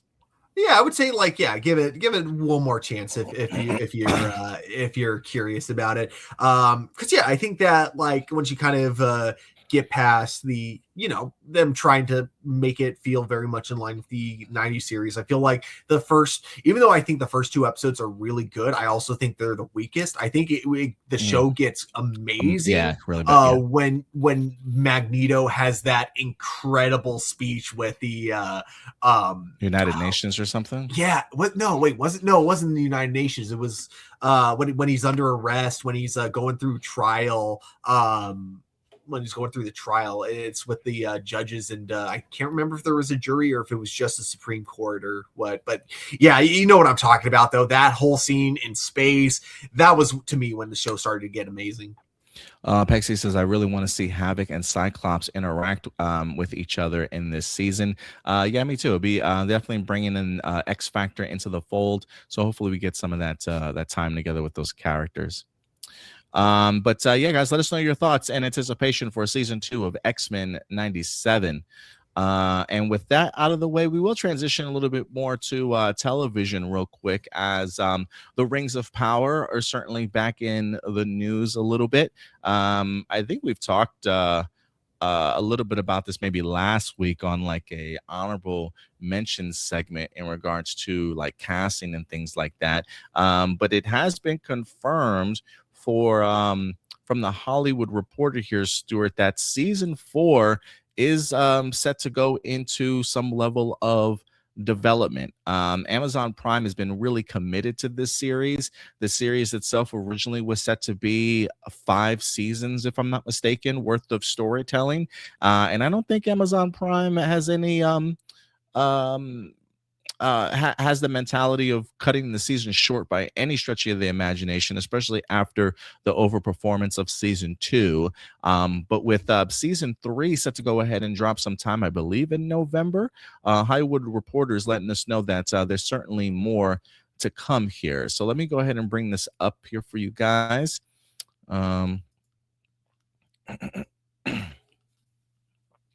Yeah, Hollywood Reporter, The Rings of Power season 4 in development, eyes filming in 2027. It says with the show's 3rd season set to premiere in November, the UK's base production is eyeing a schedule that includes pre-production on the 4th season this fall, with shooting to begin in early 2027. To be clear, season 4 is not officially greenlit, but Prime Video has continued to be very bullish about continuing its piece of the Lord of the Rings franchise, which is based on the Second Age appendices. Amazon says the MGM studio produced series has attracted over 185 million viewers worldwide. It is one of the highest performing and most viewed titles ever on Prime Video. The 3rd season will jump ahead several years from season 2 and take place at the height of the War of the Elves in Sauron, as the Dark Lord seeks to craft the one ring that will give him the edge he needs to win the war, bind all the peoples to his will, and at last rule all of Middle Earth. Given the release cadence of the first 3 seasons, the company's current season 4 production plan, the 4th season seems likely to drop sometime in 2028. When Amazon acquired the rights of the Lord of the Rings appendices in 2017, it also made a 5-season production commitment at the time. So we might be getting the Rings of Power all the way out to 2030 at this point in time. But does this come as a surprise to you, Stuart, at all? After season 2 and where they're at when it comes to season 3? Again, they did say season 4 has not been greenlit, but they seem rather bullish to begin pre-production relatively soon. How are you feeling about this news? I mean, it makes sense if on a business standpoint. I think the only thing that would be slightly surprising about it is the idea that, like, you know, we see how Disney is very reactive when it comes to the internet, like all sides of the internet, you know, especially like the toxic side. I mean, you look at how fast they are to fast track. I think especially with Star Wars is probably the best example, because like you look at the way they that Disney reacted with The Last Jedi and how they completely overhauled episode 9, or looking at how, you know, they reacted with The Acolyte, and then just, you know, instead of overhauling the show or doing anything, they're just like, yeah, let's just cancel it, you know, that kind of stuff. So it is kind of surprising in the sense that like Amazon is smart enough not to pull a Disney and then just cancel the show because of all the you know, hate. I don't want to say like hate, the fake hate that the game is getting. So it's like surprising that they're not the kind of people that give into fake hate like Disney is, right?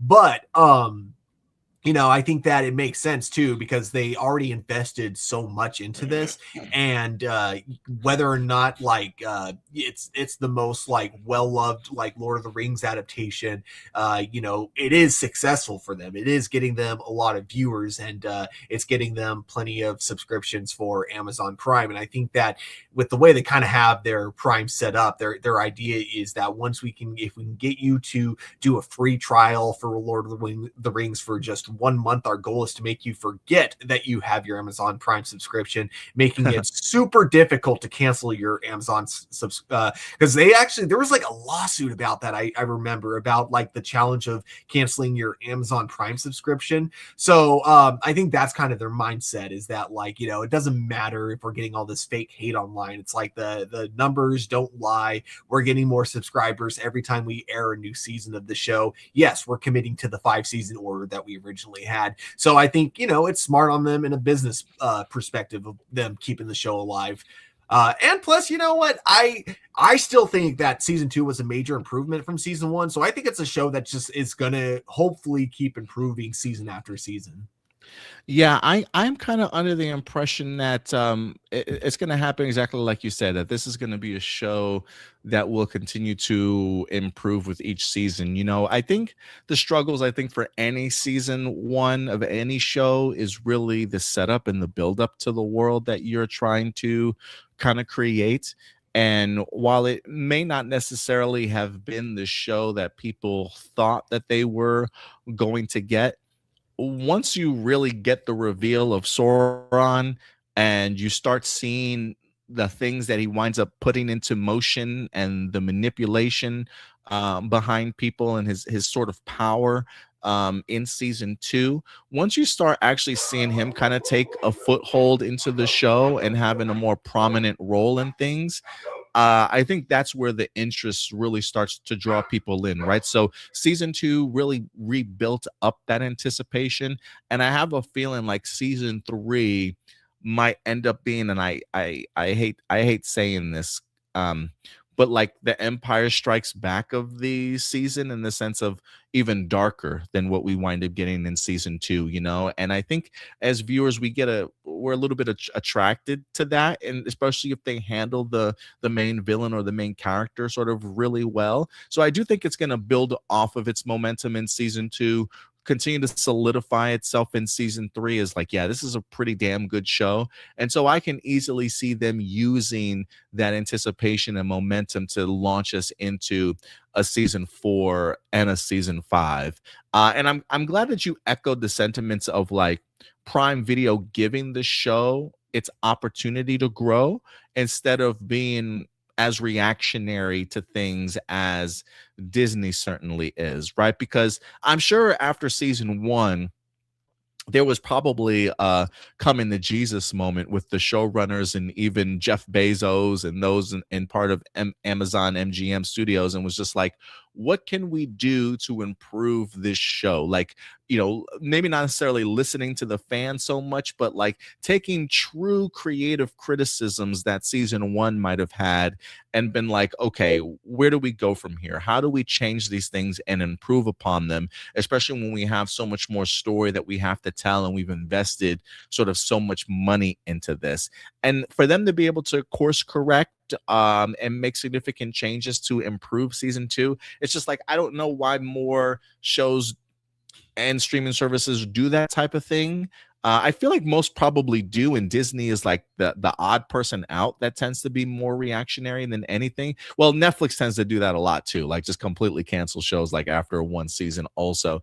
But I do wish that more streaming services at least gave their shows an opportunity to breathe a little bit more past the season one, to see if there's budgetary cuts that they can make, you know, to maybe save a little bit more money, bring in new writers, or have a more fully fleshed out writing room to get more ideas to kind of improve upon what it is that you're trying to already establish. So, you know, I think season ones for shows always have to do the heavy lifting, and not to say that we should apologize to a show for every season one, but I do think we should give those shows the opportunity to make those adjustments for a potential season two. And being able to see the handiwork of what the Rings of Power was capable of doing, and now going into season three with, I think, a lot of anticipation from fans, I think shows that Prime Video seemingly is handling this the right way. And I think they probably feel confident that they have a great season three on hand. Even though they haven't greenlit season four, the idea of at least that mindset of like, all right, let's begin pre-production sometime in the fall when season three drops. To me, that lends to the confidence that they might have in where the show continues to go. So yeah, I'm pretty excited for this news, Stuart. I really am. Yeah, definitely. But yeah, guys, let us know your thoughts in regards to season two of Rings of Power, and how you feel about the potential of them getting ready to move forward with a season four. And speaking of moving forward with projects that may have underwhelmed in certain areas, but continuing to tell its story, I think 28 years later is a perfect example of that. I think while we certainly, I think, enjoyed the first 28 years later. For some people, it's hard to ignore that they felt maybe a little bit underwhelmed by it. I still had a good time with it, to certainly say the least. And then the Bone Temple dropped just randomly in January, like 6 months later, practically with like hardly any marketing or whatsoever. This sequel dropped, and what ended up being probably the best movie out of the two films for the 28 years later, and maybe even one of the better films from the franchise in general. Didn't necessarily do so well at the box office, and boy, I think a lot of fans are like eagerly anticipating the idea of like, can we please get this part 3, or are you gonna just leave us on a cliffhanger because of what the box office was? But today, Stuart, we might have a little bit of an update, and there might be some hope at the end of the tunnel. So let's go ahead and check this out. This comes to us from JoBlo.com. It's been a while since I've even used the JoBlo website, but exclusive. It says Danny Boyle plans to start filming the third 28 years later entry next year. It says this is a Danny Boyle's update. The plan for the follow-up to 28 years later was to release a new trilogy. 28 years later saw the return of Danny Boyle to the franchise, and the teaser trailer alone captivated online audiences. That second film in the trilogy was not a hit at the box office, but that won't stop Sony and Boyle from finishing the story. This is what he says. He says, we ran out. Oh, it says, the editor-in-chief recently got to sit down with Boyle on the 30th anniversary of Trainspotting. During the conversation, the director explained why they aren't filming the next 28 years later installment yet, and that he plans to start production on part 3 next year. He says, we simply ran out of time because it's set in an area of Britain where you can only film at certain times of the year. We ran out of time this year. We literally ran out of time. So it'll be, hopefully, fingers crossed, next year. But there's the enthusiasm there, and Alex Garland has done a wonderful script for it. Will Cillian Murphy return in the next entry? Although it was suggested that Murphy's story could be the focus of the final in the finale of the Bone Temple, it hasn't yet been announced what the official plot for part 3 will be. So is Cillian Murphy set to return for the third entry? In a profile with the Times, Murphy did address the situation, simply saying, hope so, I'm ready anyway. With Murphy returning in the last film, the series would come full circle. And while Bone Temple didn't do a big box office, our Chris Bumbury is one who felt Bone Temple greatly improved on the first 28 years later. He says, I really was shocked with how I enjoyed 28 years later the Bone Temple, which I found compelling from start to finish. The cast is great. Heck, even if you really didn't like the last one, give this one a shot. It's such a huge improvement, you'll barely believe it. And I would agree with him there. I had a fantastic time with the this film, Stuart. So how do you feel about the idea of like they simply just ran out of time? That's probably why we haven't heard too much news from this movie kind of taking place. But really based off of the idea that they just kind of ran out of time for filming in that area of Britain. But once it's available to them, they seemingly will begin filming. So there seems to be hope that we will get our third film. So you think this is really going to come down to a reality? I think so. I mean, I don't like, I know that financially the Bone Temple was probably not the biggest win for Sony, but like critically, like I know for a fact you and I are not the only ones who thought that the Bone Temple was freaking incredible. You know, when I was like running food into the theater when that movie was playing, people cheered from the Megadeth scene, like, you know, and it's rare that you see a movie where, because some people I was like watching it with, the removal of the shirt scene, the charity scene, you know, there were people that couldn't watch. Like the person I was sitting next to had to actually look away from the screen because of it. So for a movie to be able to go from that intense to where it's so hard to watch to like suddenly everyone is like cheering in like a whole nother scene, that takes incredible talent. So I was going to be shocked, basically. All that to be said, I would have been shocked if they didn't end up continuing the series. So, and then hearing the reason why it's taken them a while to get to filming when the first two were done back to back, honestly, that makes a lot of sense. Weather, especially when it comes to weather, especially when it comes to tourism, it makes sense that you only have that short window of time to film. And I would rather them wait till their next window when they have more time to plan it all out. I think the only thing is, I hope they keep in mind the actor who plays Spike. They keep in mind his age, so that way they don't try to say this takes place immediately after Bone Temple, when suddenly we look at Spike and he looks a lot older than he does in the second film. You know, because kids, you know, 2 or 3 ages, they like look completely different. So it's like, I hope they do address, like, if he is older, I hope they make it a time jump and they address it in that sense. But yeah, I look forward to it. I think what's really good too is that because unlike the first 28 years later, Bone Temple has an ending that, like, the only cliffhanger.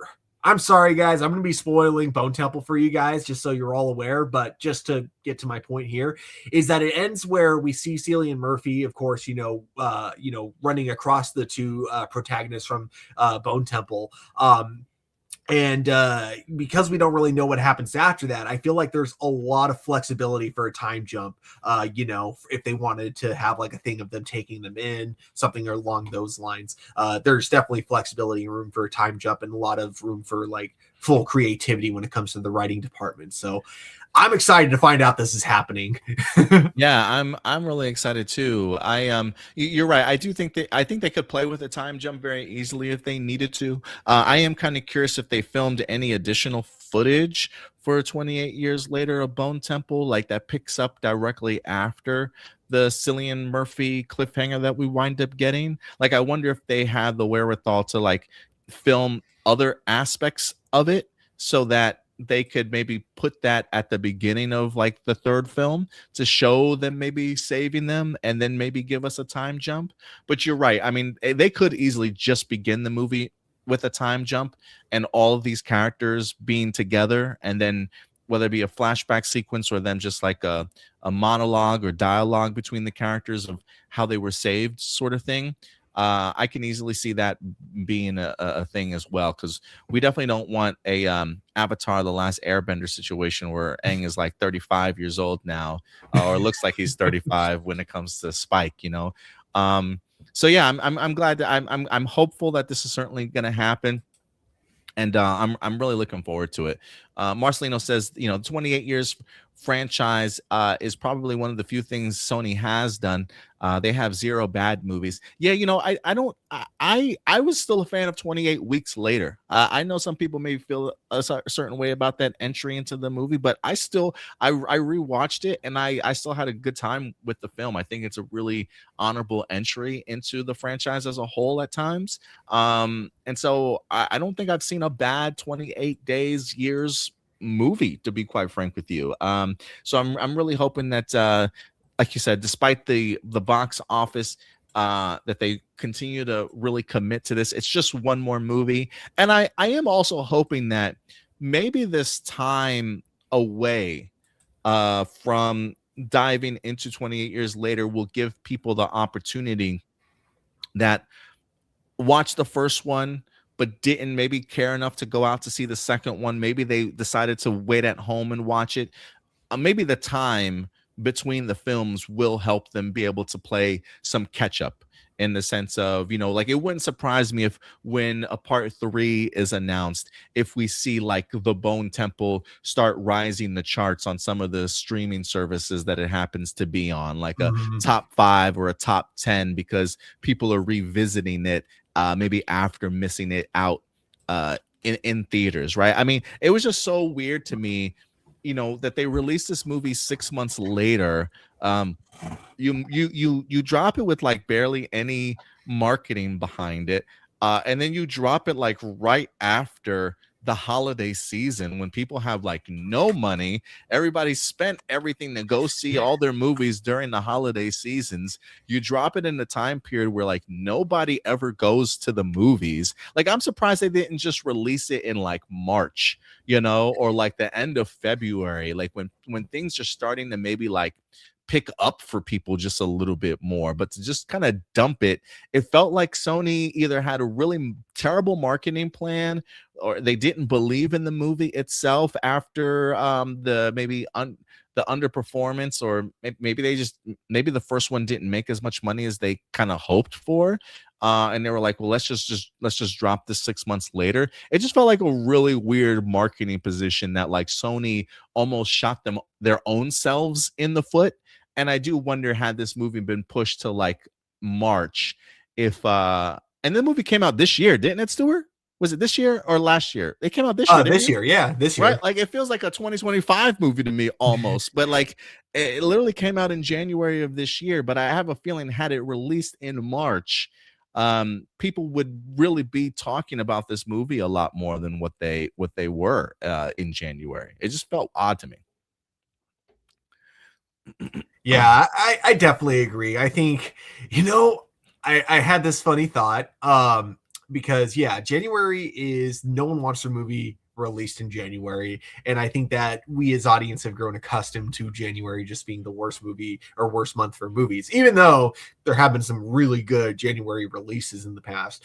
But I think this is an idea that could incentivize like not only movie producers and movie theaters, but I think also it could get more people to go see movies. You know how most theaters tend to do like a discount day on Tuesday because no one goes to the movie on Tuesdays? Oh, yeah. What if we just made January discount month for movies? It's a good way. Like we could still release the movies that studios aren't super confident about, but it's a good way to incentivize people to go see movies that they normally wouldn't go see. So we should push for that, everyone. January should be discount movie month. Yeah, man. They definitely wouldn't make any fucking money. That's for sure. That time of the year. Movie theaters would, because here's the thing. Most of what they make doesn't come from the box office. It comes from the concession, which means for discounting movies, the only ones like losing money from it are the studios, and the studios wouldn't be losing that much money if more people are going. If they have to give a discount to get more people to go, that's still more money in the long run. So it's kind of a win for everyone, Yeah, you might be right. You might be onto something there. So we'll see, but we'll definitely see how this goes. Marcelina says, funny fact, Aaron Kellyman, who played Kelly, aka one of the Jimmies, also played Carly from aka the Flag Smasher from Falcon and the Winter Soldier, and had a minor role in the Solo film. Yeah, I definitely remember her from those two roles specifically. This might have been one of her better performances that I've seen her in. I have not really cared for her as an actor in any of those roles that I've seen her in, to be honest with you. But this is the first time I feel like I've seen Aaron Kellyman and be like, yeah, she finally found a role that like fits her really well. I was kind of impressed with her. Yeah, I still remember her role in Solo. The part that I thought was just so weird was her taking the mask off and revealing her face, but them doing it in a way that made it seem like it was a big reveal. Like, I don't know who this person is. And if the reveal is supposed to be that she's a kid or that she's a woman, it's like, we've seen young people and women kick ass in Star Wars before. How is that a reveal? yeah, for sure. But yeah, guys, let us know your thoughts. Are you eager for 28 Years Later to finish off its trilogy? Have you seen The Bone Temple? And if so, what did you guys think about it? We definitely would love to know your guys' thoughts in the comment section box below.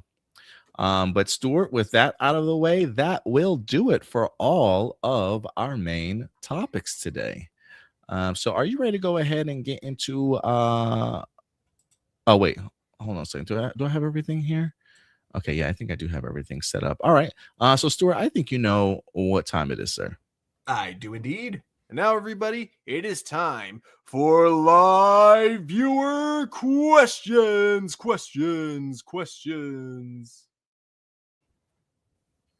And we're going to get to our live viewer questions portion of the show.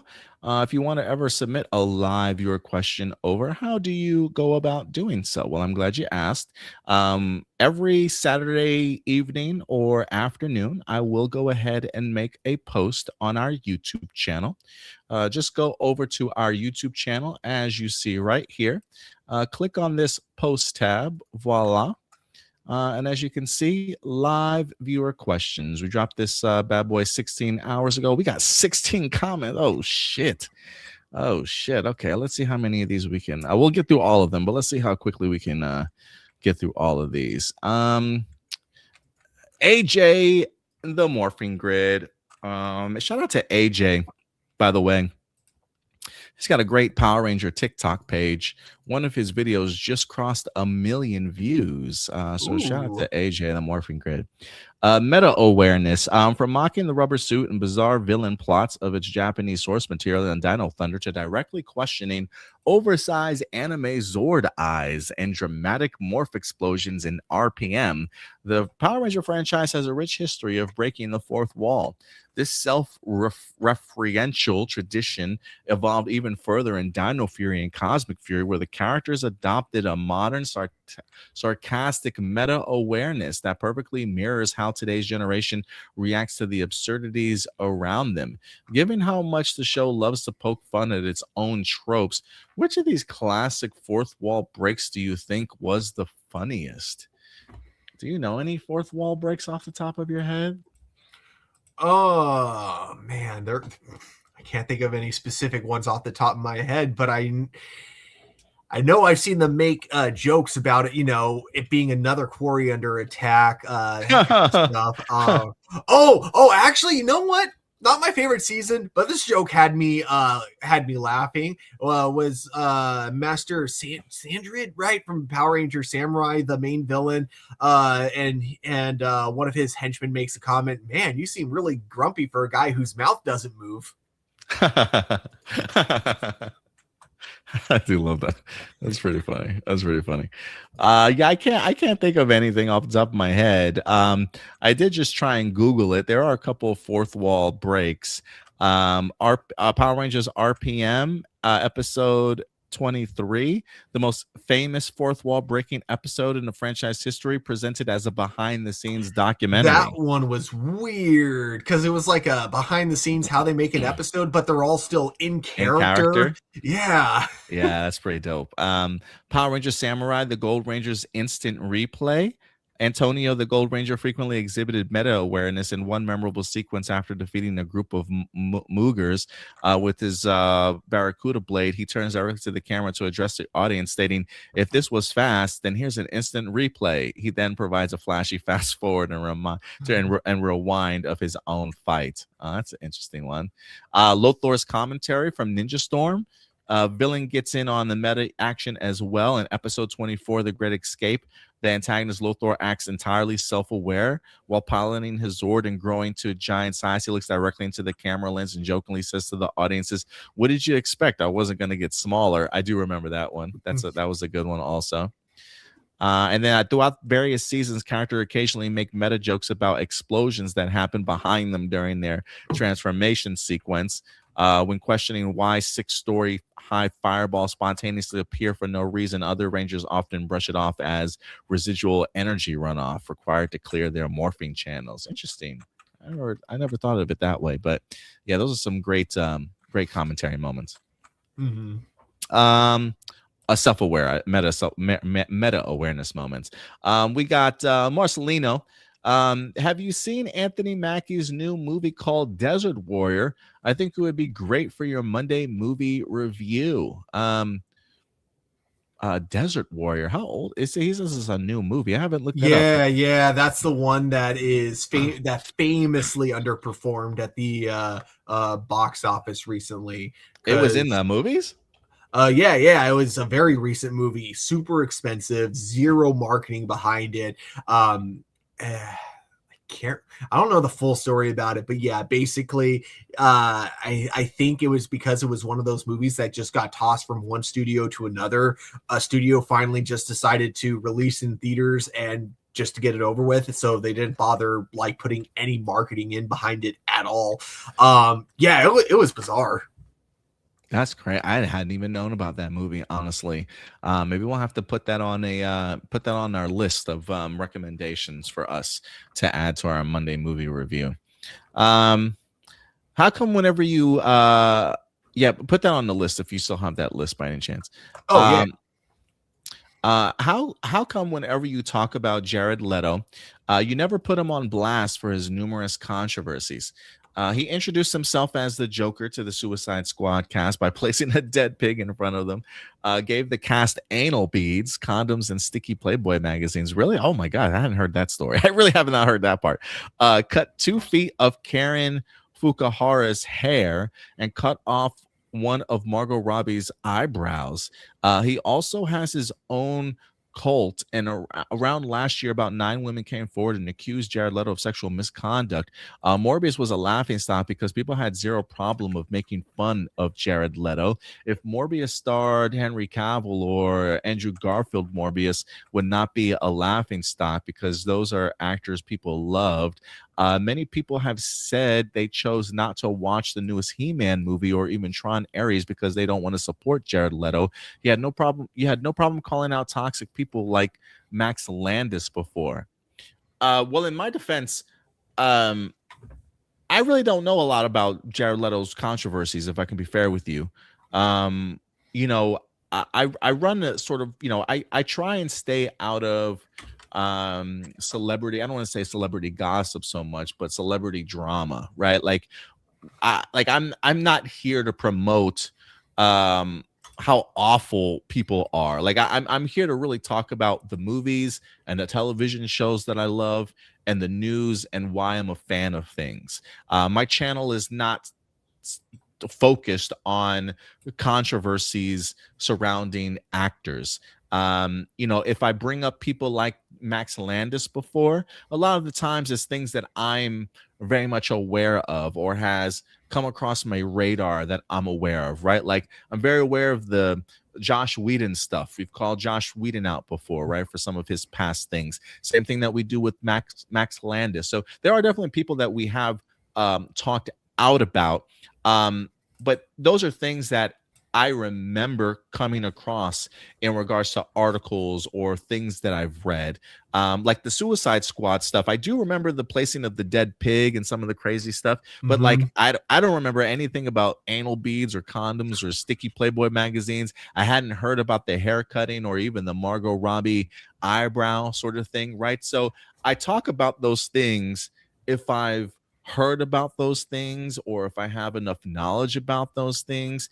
The other stuff in regards to Jared Leto, that I'm certainly not aware of, unfortunately. So you know, I'm not going to bring those things up for things that I don't fully understand, and that's usually not the focus of what we try to talk about here. If they have dirty laundry, or if it's something that sort of has affected the movie going industry or the movies that we talk about that I'm aware of, then I'll bring it up. But if it's things that I'm not aware of, I'm not gonna make this a whole half-hour diatribe of, you know, why Jared Leto is bad. That's definitely not what I'm certainly here to kind of talk about. So it's just my perspective on things. I want to talk about things that I love, that I'm a big fan of. I'd rather not this turn into actor controversies and gossip or allegations. Like that's really not what I'm here to talk about. But I will call them out if I'm aware of it. But a lot of the Jared Leto stuff, I unfortunately I'm just not. I'm kind of oblivious to. Yeah, I had heard about the cult stuff and the well, actually I hadn't heard about the recent sex, or I guess not recent if it's sorry. Something just popped in my throat. I don't know what that was. Anyway, so I hadn't heard about the sexual misconduct stuff per se. I had kind of heard about the cult stuff, but that came from like kind of it came from outside sources, from like actual articles. That's why I myself haven't talked about it. But yeah, I don't mind calling Jared Leto out. I will say this though. One person who has called Jared Leto out, which I find just absolutely hilarious, is James Gunn, because on Twitter there was this whole thing where someone was like mentioning that it's creepy that Jared Leto follows his fans on Twitter the moment they turn 18, and then James Gunn replied to that saying, "Wait, he waits till they're 18 on Twitter?" So I'm aware that there are definitely things about him that have been said. I just don't know enough about it because I haven't looked into it myself. Maybe I should. But yeah, no, if the reason that whenever I talk about Jared Leto negatively, I specifically talk about his acting and everything is mostly because that's what I'm fully aware of when it comes to Jared Leto. I don't know everything about him outside of like his acting world, other than he used to be a musician. You know, I know that, yeah, about the method acting stuff, which I think we've talked about before. We've talked about his really shitty behavior on Suicide Squad, or it was Suicide Squad. I believe. But yeah, it's like it's mostly just because when it comes to like the real serious stuff, I haven't done my own official research on it at the moment, but that'll probably change going forward since you bring it up. Oh, I think you're muted. Oops, yeah, my bad. What did you think of the highly anticipated fight between Ronda Rousey and Gina Carano? Somehow it was worse than Jake Paul versus Mike Tyson, with many saying that it was staged for money and that several female fighters like Amanda Nunes have gone to Twitter to mock the fight.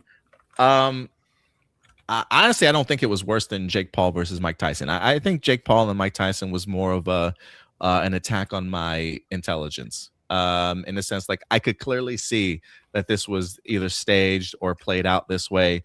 Because the Mike Tyson and I know is a ravenous pit bull, and I didn't really necessarily see that in the Mike Tyson fight. So I literally had to sit around for minutes on end, constantly watching these rounds drag on with absolutely nothing. So I would actually say the Jake Paul versus Mike Tyson was more offensive to me as a viewer than Ronda Rousey and Gina Carano.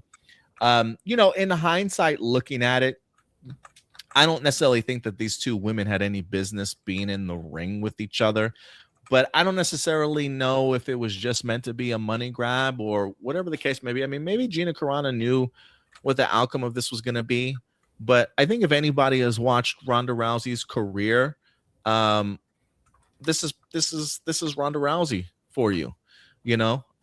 She's gone out there and she's blasted women in first round finishes majority of her career. A lot of Ronda Rousey's matches have been relatively short, with the exception of like her, and even the Holly Holmes stuff when she got her ass knocked out, and maybe Amanda Nunes stuff when she got knocked out. Like all that stuff, I don't even know if that went past a round one sort of thing. So I don't, in hindsight, looking back at it, I'm just thinking to myself, like, Ronda Rousey is a top-notch athlete, regardless of how you feel about her and her personality. I mean, the woman is a deadly fucking weapon. And for somebody who hasn't been in an MMA ring for 17 years, like Gina Carano, she probably honestly had no business being in the ring with Ronda Rousey. And I don't know why I expected anything different from it, to be honest with you. I don't know why, as viewers, we expected anything different from it. I mean, maybe you can say it was staged for money in that regards, and some people can be okay to mock the fight. But I do think Gina Carano really went out there to train. She busted her ass in regards to losing 100 pounds to get ready for this fight. And really, I'm hoping that building up to this fight helped shape her character of being a person a little bit better. And the idea that she really got into a great state to get ready for the fight, that's cool. So whether or not it was staged for money, that I don't know. Gina says she feels bad she didn't get any more offense in. That doesn't necessarily sound staged to me. That sounds like somebody that really wanted to go out there and performed and just did not live up to their own expectations that they had for themselves. But just because Ronda Rousey defeat her in seconds, I wouldn't say it was staged, but more or less the outcome that I think us as viewers should have honestly expected. Because if we thought Ronda Rousey was washed up, we were really tricking ourselves. And maybe Ronda Rousey is washed up in regards to if she were to fight a modern day MMA fighter, maybe she would have less of a chance. But I can tell you, a modern day fighter, regardless, if Ronda Rousey gets a hold of you and gets you on the ground, it's gonna be the same fucking outcome. I can just guarantee you that. So I think it's should have been expected. Underwhelmed because I don't think we expected it to end that quickly. But that's Ronda Rousey's career, man. She's gone out there and she's smashed people in seconds. So to me, it's no different. But I looking back, the match should not have happened. It shouldn't have happened.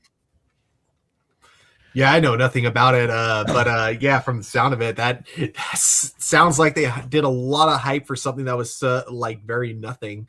I still remember though, like, so I was working at Service Bar when the Jake Paul Mike Tyson fight was going on, and my coworker was watching it on his phone while we were working.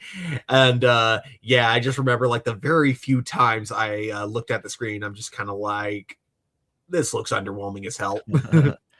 Marcia says, even if the fight was staged, they could have prolonged it for fans because they made it a big deal. I mean, but then that just goes into that's the staging of it, though, right? Like that's the staging of the Mike Tyson and Jake Paul.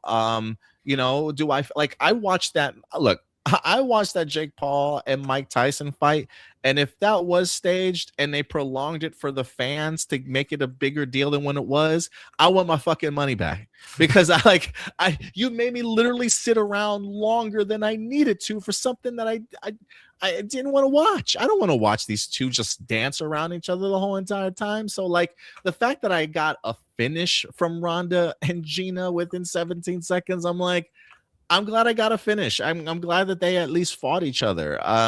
You know, if it was staged, it might look more like the Mike Tyson and Jake Paul thing than if it wasn't staged. You know, I just don't know if like I don't see it being an idea of like staged for the sense of like Ronda and Gina are backstage talking. Like Ronda's like, here's the game plan, Gina. You're going to bust your ass for 6 months, get into shape, prepare to come back to fight an MMA fight. The bell's going to ring. I'm going to take you down, submit you with the arm bar. It's over. Like, I don't think Gina's like, okay, sounds great. Like it just didn't come across to me like that, especially in her post-fight interview, that it was staged to be like, we're just gonna get this bag and like, you know, fuck the people in 17 seconds. Like, I just don't, if you're getting into an MMA ring, I just don't think the other person on the other side of you, especially with Gina Carano's background, is gonna be okay with the idea of you taking them out in 17 seconds. I just don't think that sits right with myself or even Gina Carano. So I don't feel it was staged. I just think it was, they should not have been in the ring with each other. They were just so mismatched. And I think Ronda Rousey just really showcased that to me. He says, Pexy says, I will say Gina looked great. She worked her ass off to lose all the weight. Props to her. Yeah, she looked great. I can't shun her for that. She looked incredible. We got Doomsday in the house. Did you hear about the original pitch for Power Rangers Samurai that got revealed? Apparently, it was said that Amit Bamik's original pitch was to heavily Americanize Shinkenger instead of just copying it scene for scene. The Red Ranger's name was going to be Mark Ozawa instead of Jaden Shiba, and the other Rangers were going to be from all over the world. The Pink Ranger was from England, the Blue Ranger was from Nigeria, the Green Ranger was from Mexico, and the Yellow Ranger was from Austria. The Red Ranger was going to be a reluctant leader who didn't like the samurai responsibilities. The Blue Ranger was super loyal and disciplined, and the Green Ranger was coming from a family who slowly lost his samurai traditions over time. I don't know about you, but while I like samurai that we have, I'm kind of interested in the original pitch. Yeah, I'm kind of interested in it too. I had heard that. I think it was. I think we've heard about it before. Yeah. But yeah, I like that. I like that concept for sure. Yeah.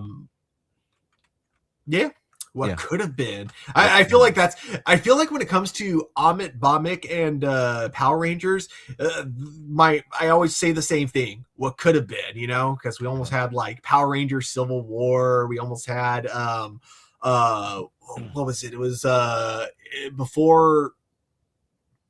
I think it was before Dino Charge. Originally, Amit Bamik pitched a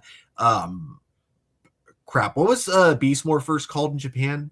Or what was the Sentai version of it? Go Busters? Go Busters. He originally had like this completely different Go Busters pitch idea that would have made it a sequel to Power Rangers RPM. That's what's funny. He pitched it being a sequel to RPM before Beast Morphers even came out, and then made it a sequel to RPM.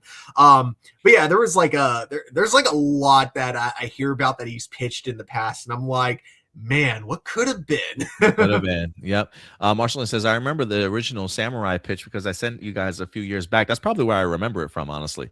That would make sense. Because it does feel pretty fresh in my head. If you could create a Power Ranger team consisting of your favorite Ranger from each color, who would your team be? For me, it would be Wes from Time Force. Oh, that's such a good one. Sky from SPD, Adam from Mighty Morphin, Dustin from Ninja Storm, Kira from Dino Thunder, Shelby from Dino Charge, and Antonio from Samurai. Oh, Lord. Oh, Lord. I think we've answered a similar question to this, but I feel like my answer will probably change every time. Probably change, yeah. I'm writing this down as I go, so I can remember off the top of my head. Oh boy.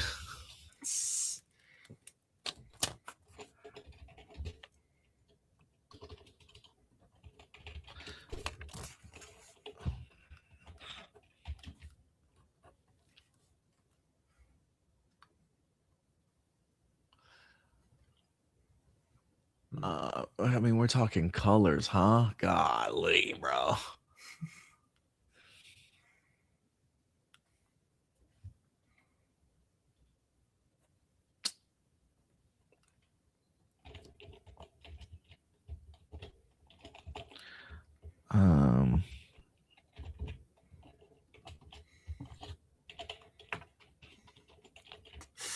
Yeah, it's like I feel like I always constantly need a little refresher, you know, from like different. Yeah, there's just so many Power Ranger seasons. I'm like going through my head of like, all right, who played what color? Which color did they? Okay.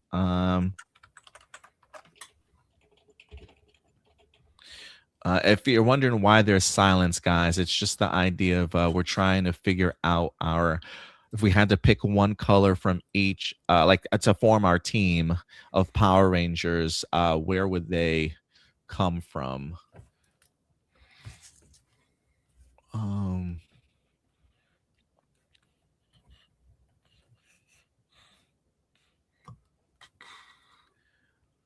What colors do I have so far? Okay, so I need a yellow, a blue, and a black.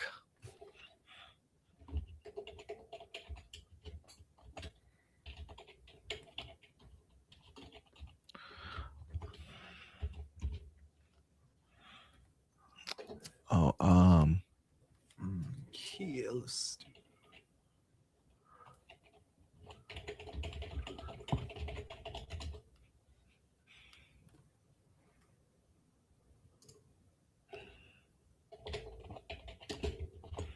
And I need a Blue Ranger. Okay.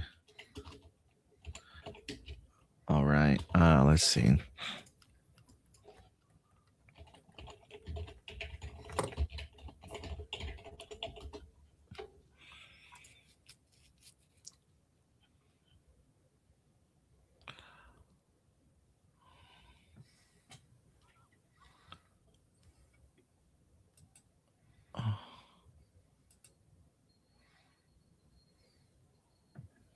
Ooh.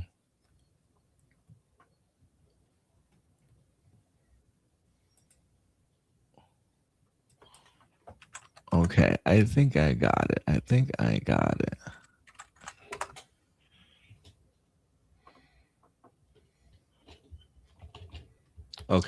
I think I got mine. All right, cool. I think I just finished mine too. You go first. Let me just go. 1, 2, 3, 4, 5, 6. Cool. Why do I got 7 people on my 1, 2, 3, 4, 5, 6? Why do I got 7? I got 5. So I guess I just picked almost every color combination and just filled in a team. So I got a team of 7 here. So my pink is going to be Jen. Of course. From Time Force. I'm going to go, my Red Ranger is going to be Tommy from Zeo. I'm going to get Izzy as my Green Ranger from Dino Fury. I'm going to take Adam as my Black Ranger. I'm going to take Tori as my Blue Ranger from Samurai. I'm going to go a little bit more modern with this one. For my Yellow Ranger, I'm going to take Min played by Charlie, Ooh. played by Charlie from Once and Always. And then for like my sixth ranger, my gold ranger, I'm gonna pick Jason from Zeo. I love it. So I got Tommy and Jason from Zeo, one from Time Force, one from Dino Fury, one from MMPR, one from Once and Always, and one from Ninja Storm and Tori. That is a great list. So I did only 5, although I'm gonna steal Min for you for a very specific idea. Actually, we got so many that are actually kind of the same, because I also have Adam, but I have Adam as my Black Ranger. I have because what I did is I went through every era. So Zordon era, I'm gonna do Adam as Black Ranger. Post Zordon era, I'm going to do Jen as the Pink Ranger. Disney era, we're going to do Scott as the Red Ranger. Nickelodeon / Neo Saban era, we're going to do Coda as the Blue Ranger. And then and then Hasbro era, we're going to do Izzy as the Green Ranger. As you can see, we have quite a few similarities. And now, because you brought up Min from Once and Always, I want to go ahead and make a 6th Ranger. Like, she would be the one who would join the team about like a quarter way through the season. I'm doing Min as the 6th Ranger. I love it. That Coda one, man, that's a MVP right there. I loved Coda. I'm so glad you brought him up. Shout out to Coda from Dino Charge. I love Coda. In RPM, why do people consider Summer to be the second in command when Flynn literally has the number 2 on his suit? I'm a little confused on that. I mean, I see it as actions speak louder than words, and she is a woman of action. She also, despite the fact that Scott wasn't all for having what's his face join the team, the Black Ranger. I'm so bad with names. I'm sorry, everyone. So Scott was completely against the idea, which I can't really fault him for, but Summer was the one who was like, no, I see something in this guy. I see, like, he has like this bad boy persona, but inside he's kind of a sweetheart. We could use someone like him on the team. So she makes an initiative, or she takes initiative, even when like kind of Scott disagrees with her. So I see that as like kind of the main reason of why people could see her as like second in command. Whereas the Blue Ranger, love him, because he is just hilarious and then just also super badass as well. But he's not really a leader. He wants to do the right thing, but like he doesn't really, I mean, we even see in his like whole montage, he doesn't know where to begin. Every time he tries to do the right thing, he tries to be a hero who helps people. He ends up in some cases causing more harm than good, and then constantly getting arrested. So he's a guy with a good heart that needs direction. So I don't think he would make a good leader, because he's someone who needs to be led in order to do good.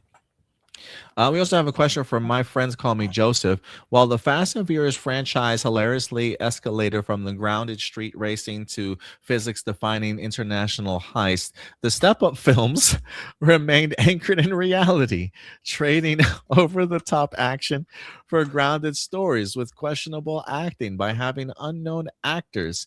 Despite the acting flaws, the dance franchise injected fresh energy into every installment after the second film by continuously rotating in a vibrant new cast. Given how radically both of these long-running franchises evolved to keep audiences entertained, which of the two trajectories do you think makes for the better movie marathon? Probably Fast and Furious. Probably, I will say, I don't know if these are like, if we should be comparing these two franchises. The only reason why I say that is like just from a box office trajectory and quality perspective, I do think the Step Up movies probably lost a lot of their momentum after like the third one, which I don't even know if I even watched. Was that the 3D one? Maybe they had a fourth Step Up films that I'm not necessarily aware of, but I don't think we've had another Step Up movie since then. But maybe I'm wrong. I mean, I think the longevity alone of the Fast and the franchise, Fast and the Furious franchise, has evolved to keep audiences entertained. I mean, I think maybe at least up until the last film, I think people for the most part, box office number wise, people just I digested the hell out of this franchise until maybe the last one where they're like, I think you're starting to try and pull a fast one on me here. Like, I think you're really like, maybe these movies aren't as good as I thought they were. And like, you're just feeding me stuff now. I think it was the last Fast and the Furious movie that people really started becoming a kind of a little bit more aware of that. But prior to that, I think they still embrace the over the top international heist aspect of things. But by the last one, the physics defining aspect of it just really very much over the top, maybe a little bit too much.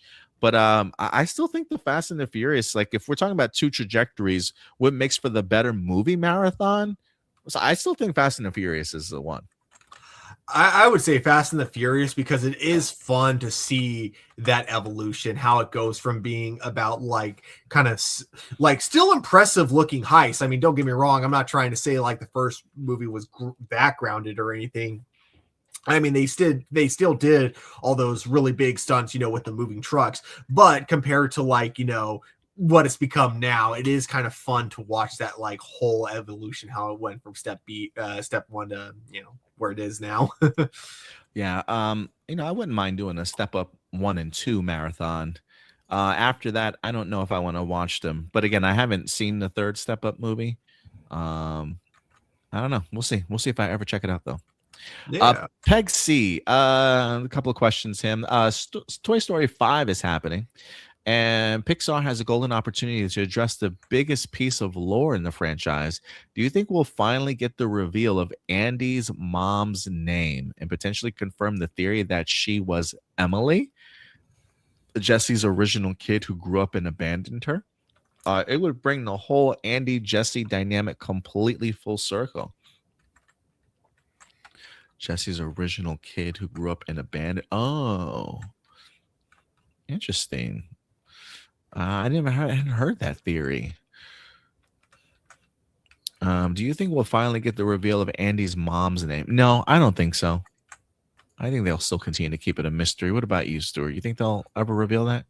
I doubt it. I don't even think Andy's mom or Andy or any relationship to him or his mom is going to be even like referenced in Toy Story 3. I think they're I think we're sticking with the new family with Emily and all that. I don't think there's going to be any connection with Andy.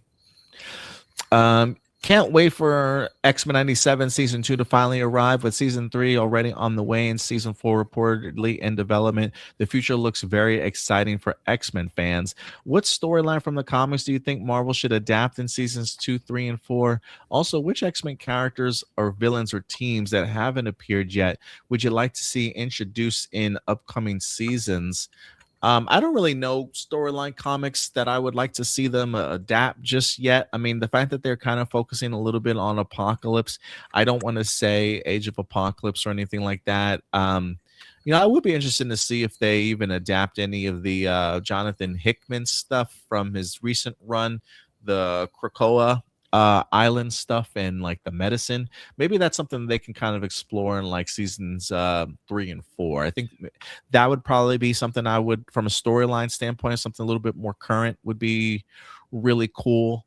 Like the Moira McTaggart storyline connected in there with the Krakoa.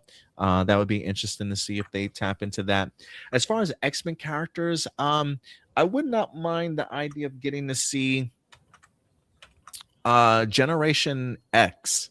I can't remember some of these characters' names now off the top of my head, but the Generation X team would be an interesting one for them to kind of further develop. Mm-hmm. What about you? I mean, other than X-Force, yeah, X-Force team would be cool. Yeah. I think that's kind of the number one thing. Have either of you ever watched Rock-a-Doodle? What are your thoughts on the film? If you had to save the world from complete chaos, is this the same thing? Is this a secondary question? I don't know. Have you watched Rock-a-Doodle? What's Rock-a-Doodle? Have you even heard of that? I have not. No. Rockadoodle.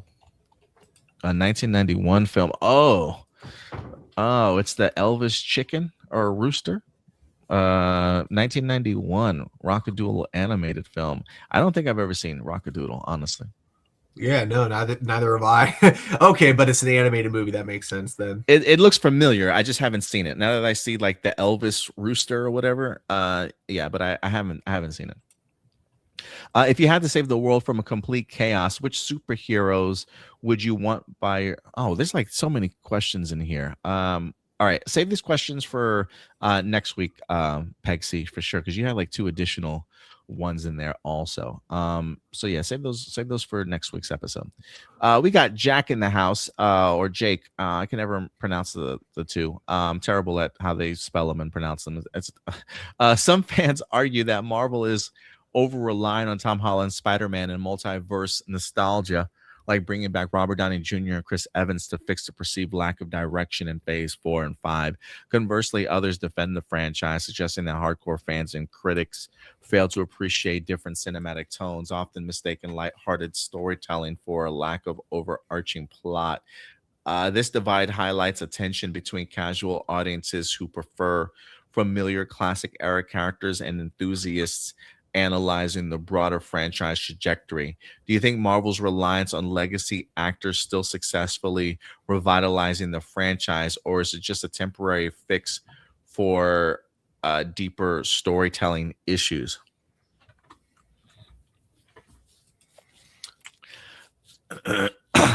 I wouldn't say. I would say that they're definitely relying on it for Avengers for sure, but I wouldn't say that phases 4 and 5 have been over reliant on like legacy characters. I wouldn't say that that's the issue. Maybe with the multiverse stuff, I would definitely say I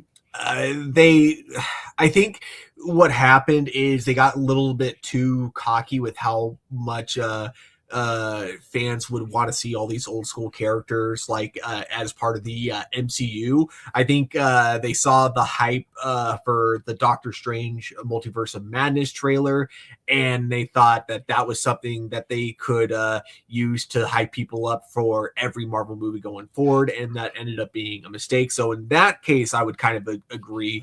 But when it comes to like over reliance on like other legacy characters, I would say probably not. I think they, for the most part, that's not really my issue with phases 4 and 5. I don't think they've been too overly reliant on classics. I think they've actually, like, when you kind of look at the amount of new characters we've been introduced to compared to the old ones, they've definitely been introducing plenty of new ones. Maybe not continuing their legacy. Maybe that's kind of like the issue, is that they'll introduce a character and then we don't see them for a while. So maybe if anything, that's kind of the bigger issue, is that they need to like focus on the new characters that we're getting rather than like constantly being like, okay, we did Shang-Chi, now let's move on to Ms. Marvel. Okay, we did Ms. Marvel, let's move on to the next one. That kind of thing. Yeah, because Shang-Chi 1 should have had a sequel already, and 2, we should have seen him involved in other movies, even if it's further post-credit scenes or whatever the case may be. But the idea they didn't do that, it's just like they almost didn't trust their own characters that they were kind of introducing. It was really weird. So do you think Marvel's reliance on legacy actors will successfully revitalize the franchise, or is it just a temporary fix for deeper storytelling purposes? I can see it being as both, honestly. I don't know if it's a temporary fix, but a reliance on legacy actors to revitalize the franchise, maybe for deeper storytelling purposes, that might sound a little bit more appropriate for me. I don't know if they've had an over reliance on it though, simply because Tom Holland is just a mainstay as Spider-Man. I don't think there's any over relying on him in the sense of like his movies have just been really well made, and Tom Holland continues to stick around. Like I think if Thor, Love and Thunder was a great movie, maybe people would be saying, are they over relying on Chris Hemsworth and Thor movies a little bit too much, sort of thing also. So I don't think it's a over reliance on legacy characters, but I do think I don't think there's anything wrong with recognizing, hey, maybe these haven't been the strongest phases, but we do have a really great story that we want to tell that we think would right the ship. And that story that we want to tell just so happens to have legacy actors that the general audience and fans have loved the entire time. You know, I don't necessarily, is it a Hail Mary? Absolutely, because I don't necessarily think that this is the original direction that they certainly wanted to go.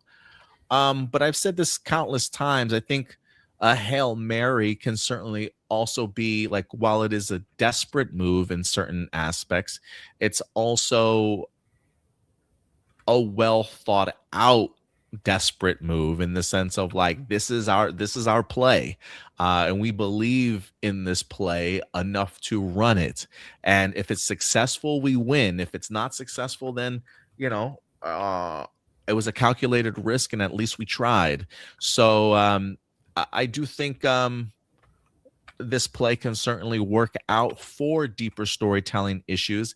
And I still think the jury is out on this decision by Marvel until we see Avengers Doomsday and Secret Wars. I mean, some of the things that I've been hearing about this movie is that it literally picks up right after Endgame, like how connected to the previous Avenger movies that it certainly is. Not to say that it completely ignores everything from 4 and 5, but if it's as connected to those movies as they say that it is, you know, this course correction could feel almost like a natural progression of the story. And if they can make it feel that way, then I don't necessarily think we'll doubt the idea of utilizing these legacy actors at all. But I think we still have to give them time to flesh that out. Mm-hmm. Nathaniel, what did you think about Nicolas Cage bringing Spider-Noir to live action? An incredibly exciting casting choice that bridges the gap between animation and live action while laying a massive foundation for other Spider-Verse spin-offs. If this grit and glamour experiment succeeds, it's almost certainly accelerates Sony plans to transition Miles Morales into his own live action film or television series. Given the potential, should the brilliant creative teams behind the Miles Morales films like Lord and Miller and Chris Miller, Phil Lord and Chris Miller be given the exact same treatment and creative freedom to spearhead their upcoming live action projects. Nathan, you're speaking directly to me, bro. Like I you know, we should be standing at the top of Sony Pictures Studios screaming this stuff out, because I've been saying this for like the longest time. When it comes to live action projects, Lord and Miller should be helming everything Spider-Man related, whether that be animation, television, movies.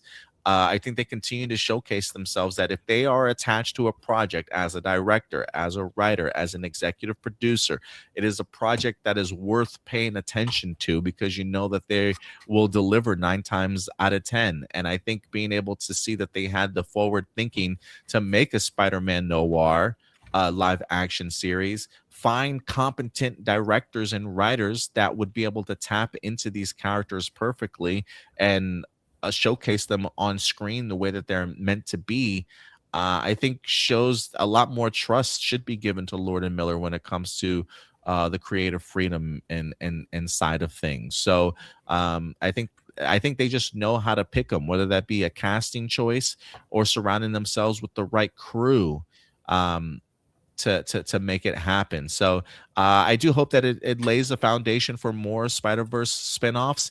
You know, we've talked about this before. I do think Miles Morales live action is a real thing. I would, and I've said this before too, Stuart, I would even be open to like a Spider-Man 2099 live action series if they can kind of make that work. So yeah, I think this would lay the groundwork for a lot of other potential type of things as well.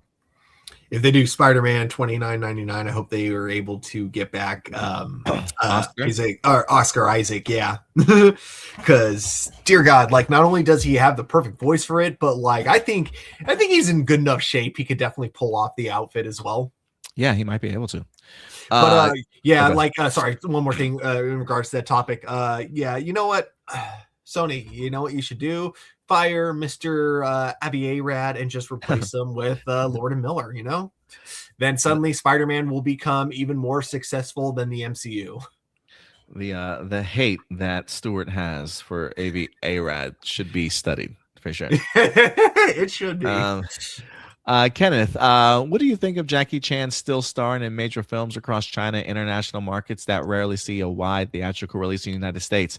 It makes perfect sense that he finds immense value focusing outside the U.S., especially since international audiences have always embraced his signature blend of jaw-dropping stunts and physical comedy without forcing him into a rigid Hollywood box. Do you agree that U.S. critics often misunderstood his early American releases by labeling them too comedic, completely missing the fact that martial arts comedy has been his brilliant, definitive style all along? Maybe a little bit misunderstood for early American audiences. It did come across a little too goofy and comedic in style. I mean, to be fair, I don't necessarily think like some of the storylines themselves were very strong, if I'm being honest. It really was very much a more reliant on Jackie Chan action and the comedy as his physical ability of being able to use props when it comes to fighting that really made him stand out and be relatively unique. So, I don't want to say it's a misunderstanding of his early American releases because quality from a story standpoint, not necessarily the strongest, neither even the performances. So I can see why critics would feel a certain type of way about maybe some of his American releases, but I haven't really seen, outside of Jackie Chan's early stuff, like Legends of the Drunken Master, Police Story, and things like that.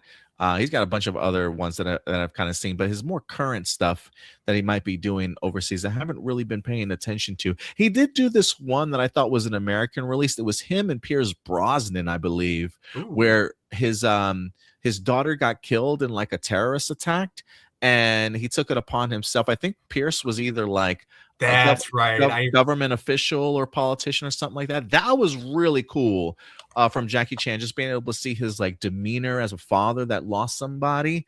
But he was even also great in like the Karate Kid movie, also the first one at least. The reboot with Jaden Smith and things like that. So, I think he knows where his bread and butter is of doing foreign international films. He's probably appreciated a little bit more there as well. But I think he understands his audience. I think he understands giving back to his people, and just doing movies for his culture. So props to him for still starring in major films. I think he might even have an American release film coming up here really soon. I can't remember off the top of my head, but I'll always love Jackie Chan, man, for sure. The Foreigner, that was the name of the movie you were talking about. Yeah, I liked him in that a lot.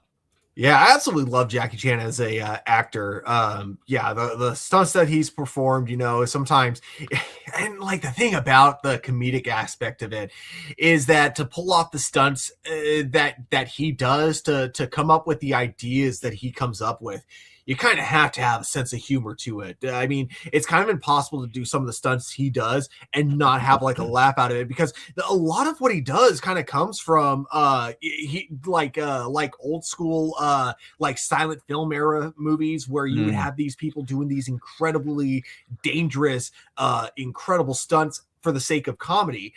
So it's basically Jackie Chan's just kind of doing that, but channeling it into martial arts. And yeah, I think because of that, it works really well. I would be curious to see how many critics there were back in the day that thought it was too funny and didn't like and couldn't immerse themselves, because that's a bit strange to me, because I think them being funny is what kind of like also adds to it, Yeah, I think the humor definitely added to it. Let's see here. We got a couple other questions. Which underrated Pixar movie would you like to see get a sequel? And which other 90s TV show would you like to see get a reboot someday? I think I've answered this question once before. There's a part of me, I kind of want to see Step by Step in regards to a 90s television show get a reboot. Step by Step or Dinosaurs. I want like a Jim Henson Productions reboot of Dinosaurs. As far as underrated Pixar movies, I gotta think on that a little bit more. Man, in terms of In terms of movies I would love to see shows I'd love to see get rebooted, my answer almost came true, but that was, of course, Buffy the Vampire Slayer. I feel like there is definitely room to continue that series. Other than that, actually, another answer I would have had, Firefly is getting rebooted. So how about that? Nice. Yeah. So I'm going to say Buffy for now until they as far finally as do under- renew it. Any underrated Pixar movies?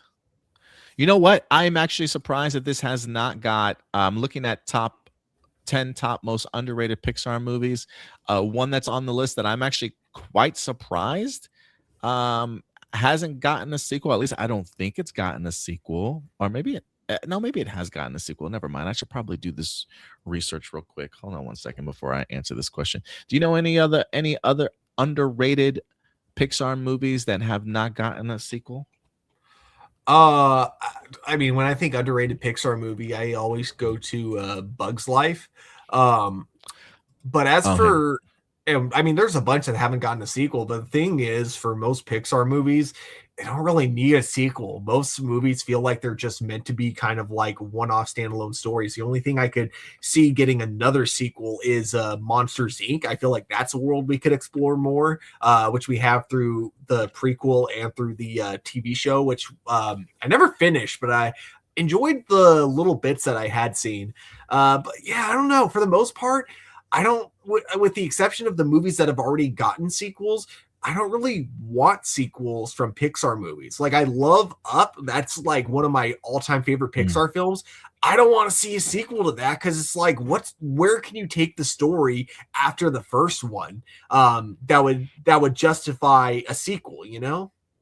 Yeah. Look, after looking this up, they have not made a sequel to this movie, which is actually kind of surprising to me. But Ratatouille. Okay. I really want a Ratatouille sequel. I would not mind it. I love the first one. I was really surprised by the first one. But I would be up for a Ratatouille sequel. I'm surprised they didn't do one. Marco Parco. Did you know that following the tragic 2004 Indian Ocean earthquake and tsunami, Disney decided to rebrand the planned sequel to their 1999 hit Johnny Tsunami due to the sudden infinite sensitivity surrounding the world? Because of this, the follow-up film was heavily retooled, shifting its focal sports from traditional surfing to dirt boarding. This creative pivot ultimately delayed the franchise, resulting in Johnny Kapahala back on board, releasing 8 years after the original in 2007. Do you think changing the title and shifting the main sports focus was a respectful and necessary move by Disney, or could they have kept the original surfing theme under a different name? Keep the surfing under a different name. I get the name change, but like, yeah, I wouldn't take away the surfing aspect of it, especially like when that's like literally his character. Okay, so I barely remember Johnny Tsunami, but yeah, I do remember that was like the inciting incident in the first movie, is that he's a surfer, but there's no ocean nearby, so he decides to do snowboarding, but then he's told because he goes to a certain school he's not allowed to snowboard. Oh yeah, that's crazy to me. Yeah, I would agree with you. The name change is fine, but the surfing theme should have just stayed. Yeah, even switching his hobby to dirtboarding kind of works as long as you remind audiences that what got him there was his love for surfing. Alex Ramirez, isn't it ironic that the 2023 Hollywood strike was fought fiercely to prevent AI from replacing human actors, yet the technology has since exploded in popularity for impersonating public figures and fueling digital entertainment? As these highly realistic fabrications flood the internet, millions of people find themselves genuinely unable to distinguish between genuine footage and AI-generated content. This rapid shift has fundamentally blurred the lines of digital authenticity, leaving society to grapple with massive crisis of trust regarding the media we consume. With the boundaries of reality fading so quickly, how will we ever find a reliable way to verify what is truly real? That's the $1 million question, Alex, right? I mean, we literally have a government that has placed no regulations on AI. It's literally like a bill, Stuart, if I'm not mistaken, that like you cannot pass regulations on AI for like the next 8 to 10 years, which is fucking crazy to me. Like what happens when your world leaders are bought by corporations, when like, you know, the president is in Elon Musk's pocket and in Russia's pocket as well. It's just, I mean, you know, that people are, some of these AI companies are fighting to remove watermarks off of their AI stuff, so that when people utilize it, you don't see a watermark to distinguish the idea, like, hey, just so you know, this is AI written. Understand, folks, okay? This is all done purposefully. Like, I'm this is not like some conspiracy theorist aspect of things. Like, the blending of what's real and what's fake is very much done purposefully by this government, and probably by both sides, if we're being honest at times, but definitely within this current administration for sure. You know, I would be interested to see, like, if another administration ever comes in, if they will even bother to kind of make any course corrections. But you also have to understand how quickly this shift is taking place and how much damage one person and just one company can do within a matter of a 4-year administration. You know, how long is, like, 8 years is forever. 10 years is forever in regards to what us as viewers and what our mindset changes and engulfs and like indulges in such a period of time. And so all this stuff is very much done purposefully to blend what's truthful and what's fictitious, and really just making the American population question and trust everything. And this is how you, unfortunately, really break down societies, to make them come third world fucking countries, if you ask me. But this is it feels like a massive psyop, Stuart. Like, it just feels like a fucking massive psyop to degenerate or degrade human consciousness, and allow just people to just not trust anybody anymore. It's pretty startling, bro. It really is. It is. And scary that, like, you know, we have this going on, knowing that like we have an administration that did this, knowing that it's a weapon that they can use, they can use, and it can be used against them, and they're still willing to, like, you know, pull the trigger on it and like let it exist unregulated.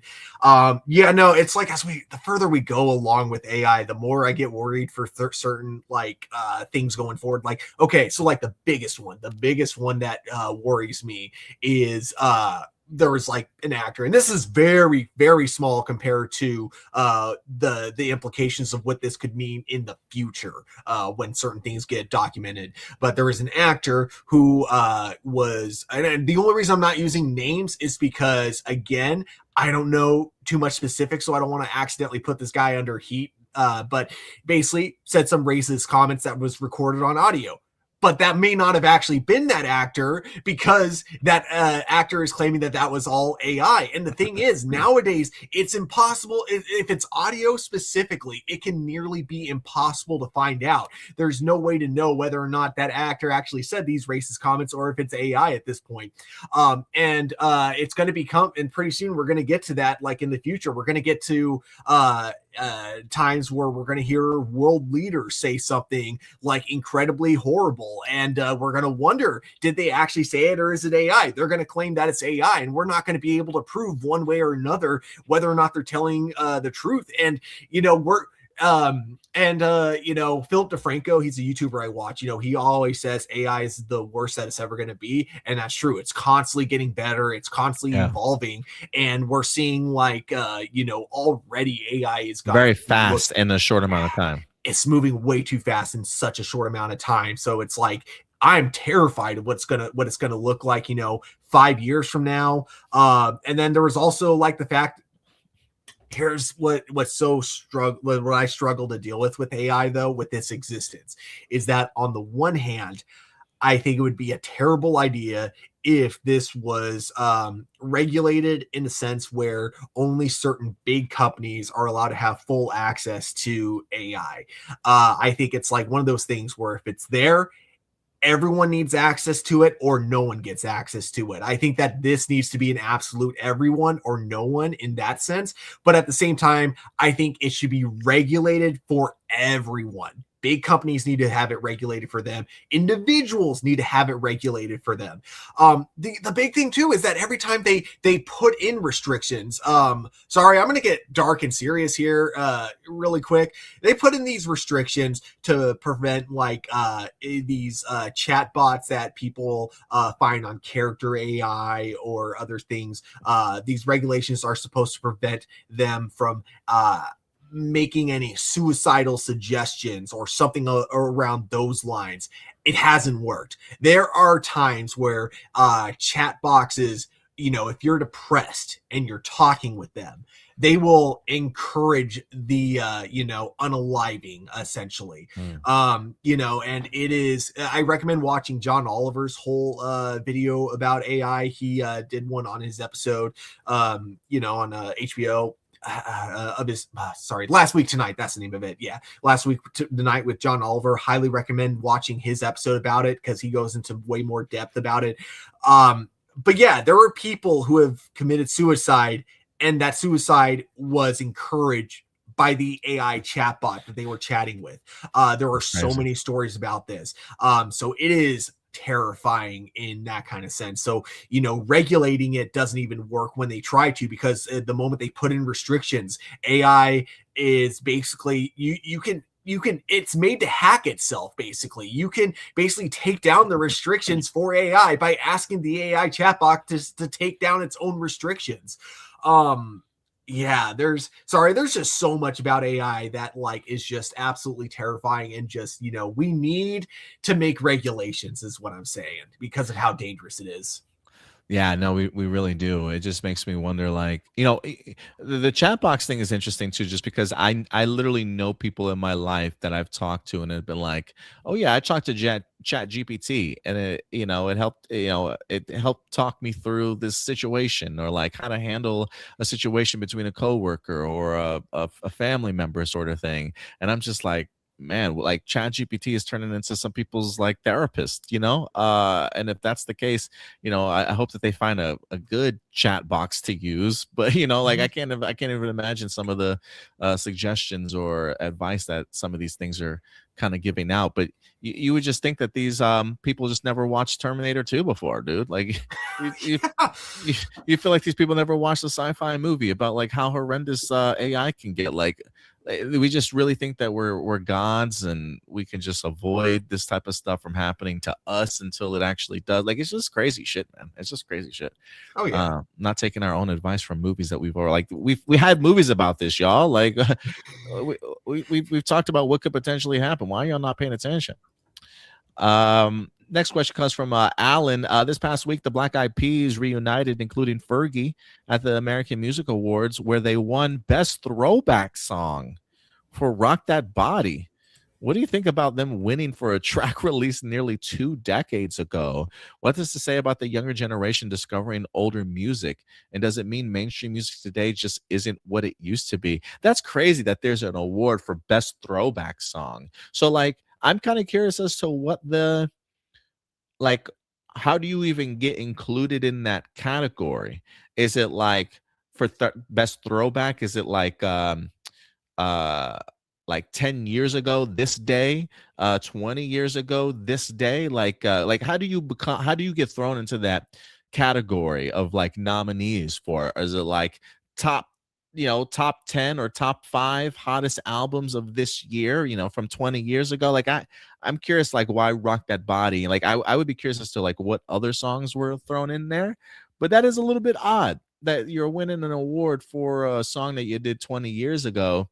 But I definitely do think it says something about today's current generation of music. Like people aren't even watching, aren't listening even to today's music. So we need to put in a new category of an award to represent people that just don't want to listen to new music, but just want to appreciate what kind of came before. That's kind of startling to me a little bit. I gotta be honest, that's kind of awesome. Yeah? I You do like it? love, yeah. Okay, so when I was in high school, I used to love like collecting old school video games, NES, that era, say Super Nintendo, Sega Genesis, until finally getting to the Nintendo 64 era, which is about where I kind of came into this world. It was just fascinating to me to see all the stuff that existed before me, seeing like the evolution of video games, how they went from where they were to where they are now. So I kind of love that like younger generations are the same way, because like not only with music but also with like technology, like you see that a lot of younger people are now going back to using I can't remember the actual like technical term, universal term for it, but they're going back to using like tape players, vinyls. Those are like starting to become more popular again. I buy more vinyls now than I do CDs. Dang, that, yeah. See, like, well, actually, that makes sense, because I think that like as much as I like CDs, I love CD cases and everything. Vinyls and digitals are just kind of superior. I know. I just said digital is superior to a form of physical media, but I think digital songs are better than the quality that you get on CDs. But that being said, the best quality you will ever get is vinyls for sure.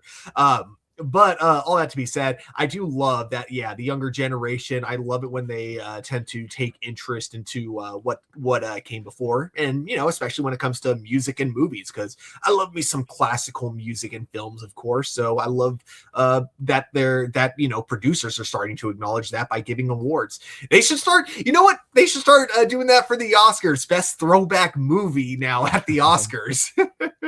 Yeah, I wouldn't. Yeah, let's see how that works at the Oscars. Let's see how that works.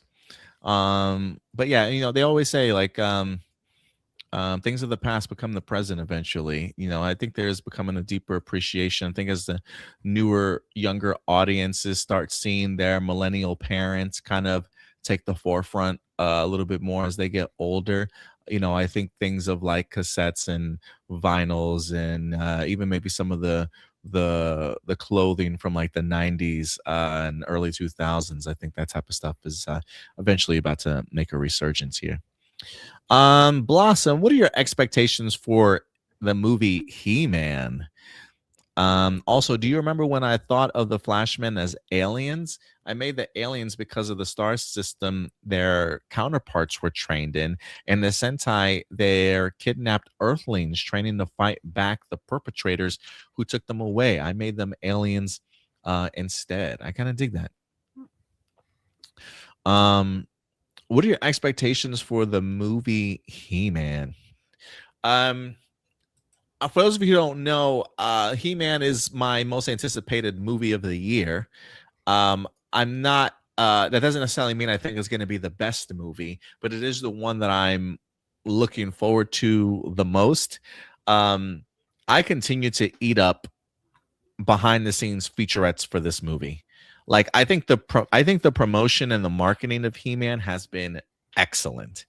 I've never seen a movie that I've told myself, God, I really want this movie to fucking succeed. Outside of maybe Thunderbolts. Thunderbolts, it was one of those movies that like I don't know if it had I don't know if a lot of people had expectations for Thunderbolts, but it was a movie that I really wanted to see succeed because I knew the creatives behind it and I knew how great of a movie they could potentially make, and they definitely did not disappoint me. He-Man is one of those movies where it's just like, I really want Travis Knight to succeed. And for me, He-Man was such a pivotal part of me growing up as a kid. And it's something I even go back to today to just watch old cartoon episodes of. I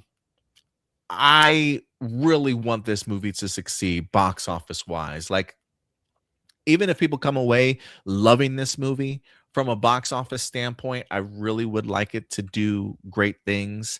But outside of that, I'm just really here for the ride, Stuart. Like, I'm really trying to I don't want to say lower my expectations, but I really just want to go into this movie wanting to just enjoy it. I just, my only expectation for this movie is to be fun, tell a really well thought out movie. It doesn't have to be something that's like generational in regards to changing my mindset on things, but I want to walk out of it thinking to myself, this was a really well thought out movie. And they really put effort behind it. And when I watch it, I could visually see that on the screen and walk away just having a good time at the movies, dude. That's really the only expectation I have for He-Man at this point. Yeah, I want it to be a fun movie. I don't want it to like, I don't need it to take itself too seriously, but I also don't want it to treat audiences like we're stupid. I don't want it to be like one of those movies where they have to repeat the plot like 7 times just to make sure you're keeping up with everything. I also, want a, decently coherent plot with, a story that doesn't have to necessarily be super relatable, but, relatable enough to where we can connect with that, and to where we can care about why he needs to do what he wants to do, or, why he needs to achieve his goal. I want to be rooting for Adam, basically, is what I'm getting at. So yeah, like, I don't necessarily need it to be like deep, like, holy crap, I'm going to be thinking about this for years, but I want it to be a fun movie that's coherent. Yeah, I want to end this movie thinking, God, I need a sequel. Yeah, I just want to be like, I want to come back for more. I want to live in this world, see these characters again. And I really want Travis Knight to just have a win. Like, I know he had a win with Bumblebee and Kubo and the Two Strings, but like, I feel like because they didn't bring Travis back for future Transformers films, like, I don't know if it was necessarily like, we don't necessarily trust your vision or that you can handle this franchise. But he was making his first transition from animated to live action with Bumblebee. So maybe there was some doubt in what he's capable of doing, but I just hope Travis has grown even more as a director. And I really hope that we can see his animated vision kind of come to real life with He-Man and get a victory in the sense of like, we definitely want you back for a sequel and to grow this franchise. So we'll see. We'll see how it goes. Mm-hmm. Tony Robinson, if Supergirl is able to make $700 million, how many of James Gunn haters do you think will try to downplay it? A lot. I have, dude, if this movie makes $1 billion, you're still going to get the grifters and the James Gunn haters calling it a flop. They're going to find a way to say, oh, no, this movie needed to make $1.5 billion to be successful. They're going to come up with some random number out of their ass and be like, oh, yeah, see, this was a total flop. Women shouldn't be in movies anymore. That's regardless of it, whether or not it's good or bad. And then, of course, if it ends up being a bad movie, they're going to be like, see, we told you guys, we told you. Yeah, I mean, I do think that they will try and downplay it. I don't know how they would downplay it if Supergirl made $700 million.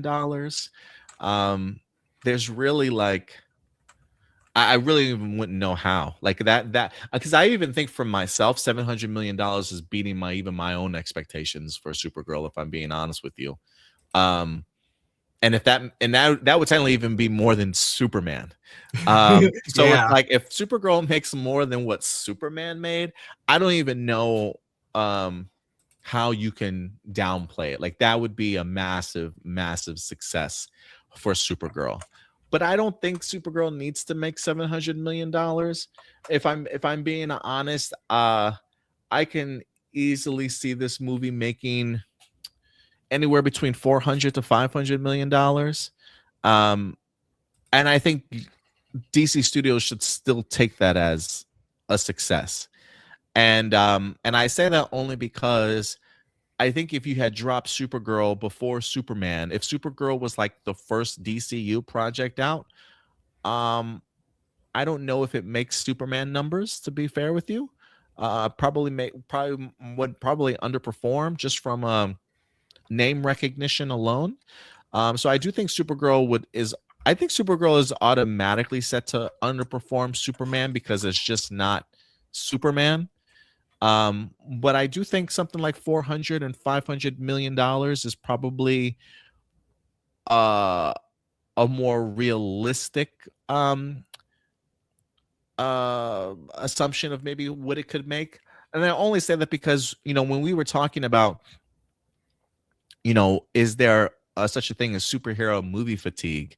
And one of the things that I did was I took the average box office for superhero movies after COVID, like when movie theaters started coming back up. The average superhero movie these days makes anywhere between like 325 million to 400 million dollars. And that's just an average for superhero movies. So I think if you can make over $400 million, I think that should be viewed as a success. So for Supergirl, if it can make anywhere between $400 to $500 million, I got to think that the studios would be very happy with that, because honestly, it's more than some of the Marvel movies that have been coming out lately. It's more than Fantastic Four. It's more than what Thunderbolts made. I don't know if it's more than what Captain America: Brave New World made or not, but I think that's more of a realistic standpoint. But I do think even if Supergirl does make $400 to $500 million, haters are definitely going to come out and be like, see, yeah, it didn't make as much as Superman. But I don't think people should view it that way. I think the idea of it just being Supergirl already, and that's kind of sad to say that I think it automatically is going to underperform more than Superman. But it would not surprise me, and I'll say this again, though. I said this before, and it would not surprise me, though. And Stuart, you probably will disagree with this because I know how much you love Superman. But it would not surprise me if Supergirl ends up being the better movie, but just maybe underperforms at the box office in regards to what Superman made. Oh yeah, definitely a major possibility. But we'll see, though. We'll see what Supergirl turns out to be. I just hope their marketing gets better. Yeah. What do you guys want to see James Gunn announce next for the DC? Oh man.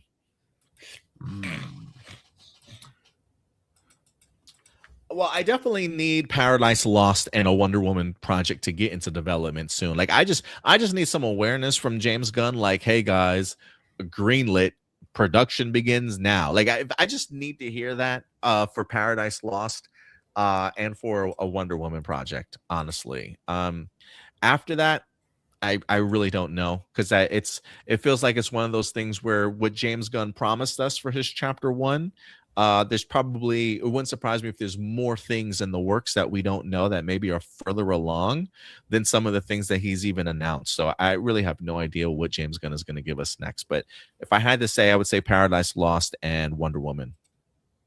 What I want to see him announce soon, two things. One, Teen Titans, because we know that there's a movie in the works, and I would love to know specifically who our lineup is going to be, because dear God, you have a whole bunch of options. And then number two, I kind of hope we get a little more info about Dynamic Duo. Like, I know it's happening, but I kind of want to know, is this going to be DCU canon, or is it going to be in its own separate universe? We already know it's not Matt Reeves' DCU canon, so maybe James Gunn DCU canon, maybe?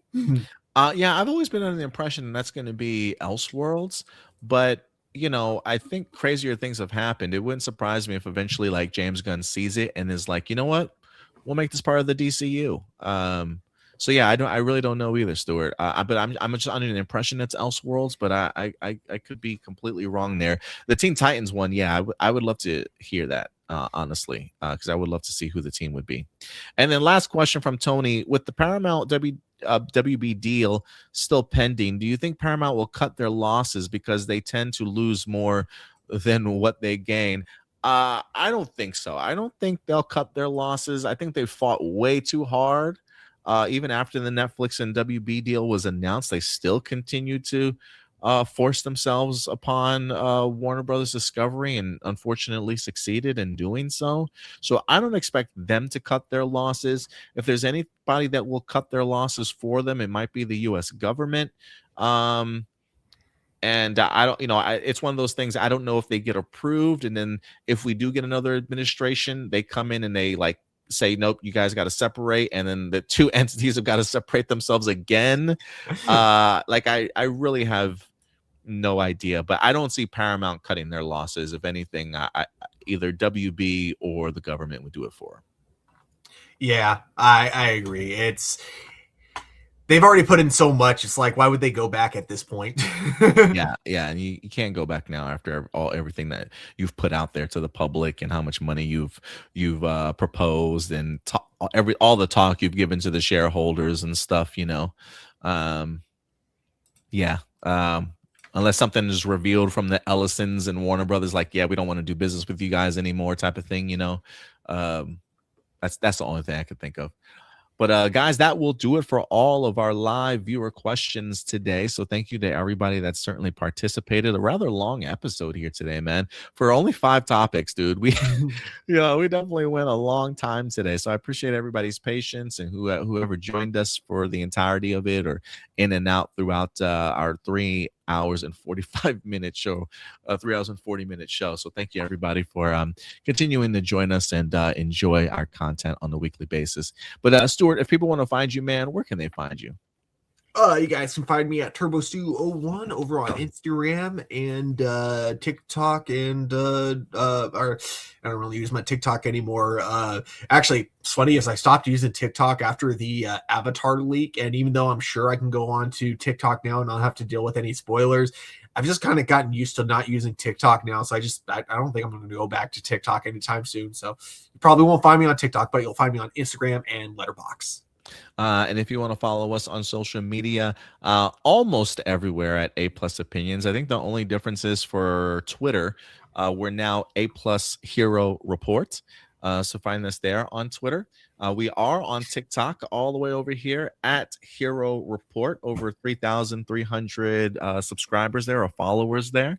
But if you do want to follow us anywhere really on social media, Facebook is definitely the place to go. It's one of our main pages where we keep you guys up to date on a daily basis of big news that winds up dropping. So news articles, big trailers, new poster reveals, or exclusive looks, sometimes behind the scenes featurettes. We keep you guys up to date on a daily basis over on Facebook. And then we take 6 topics from there, and then we talk about them here at the end of the week for APlus Hero Report. Tomorrow night, we will be going live with our movie review segment of the week. We're going to be talking the 87 Masters of the Universe movie. And then we're also going to be talking about Backrooms, the newest Chiwetel Ejiofor film that just wind up dropping this week. So yeah, check us out tomorrow evening, and then throughout the rest of the week, if there's any other big trailer reveals or any big topics that we want to do individual videos on, you can certainly expect that. If I finish Spider-Noir, I may just go ahead and drop a series review for you guys later on in the week.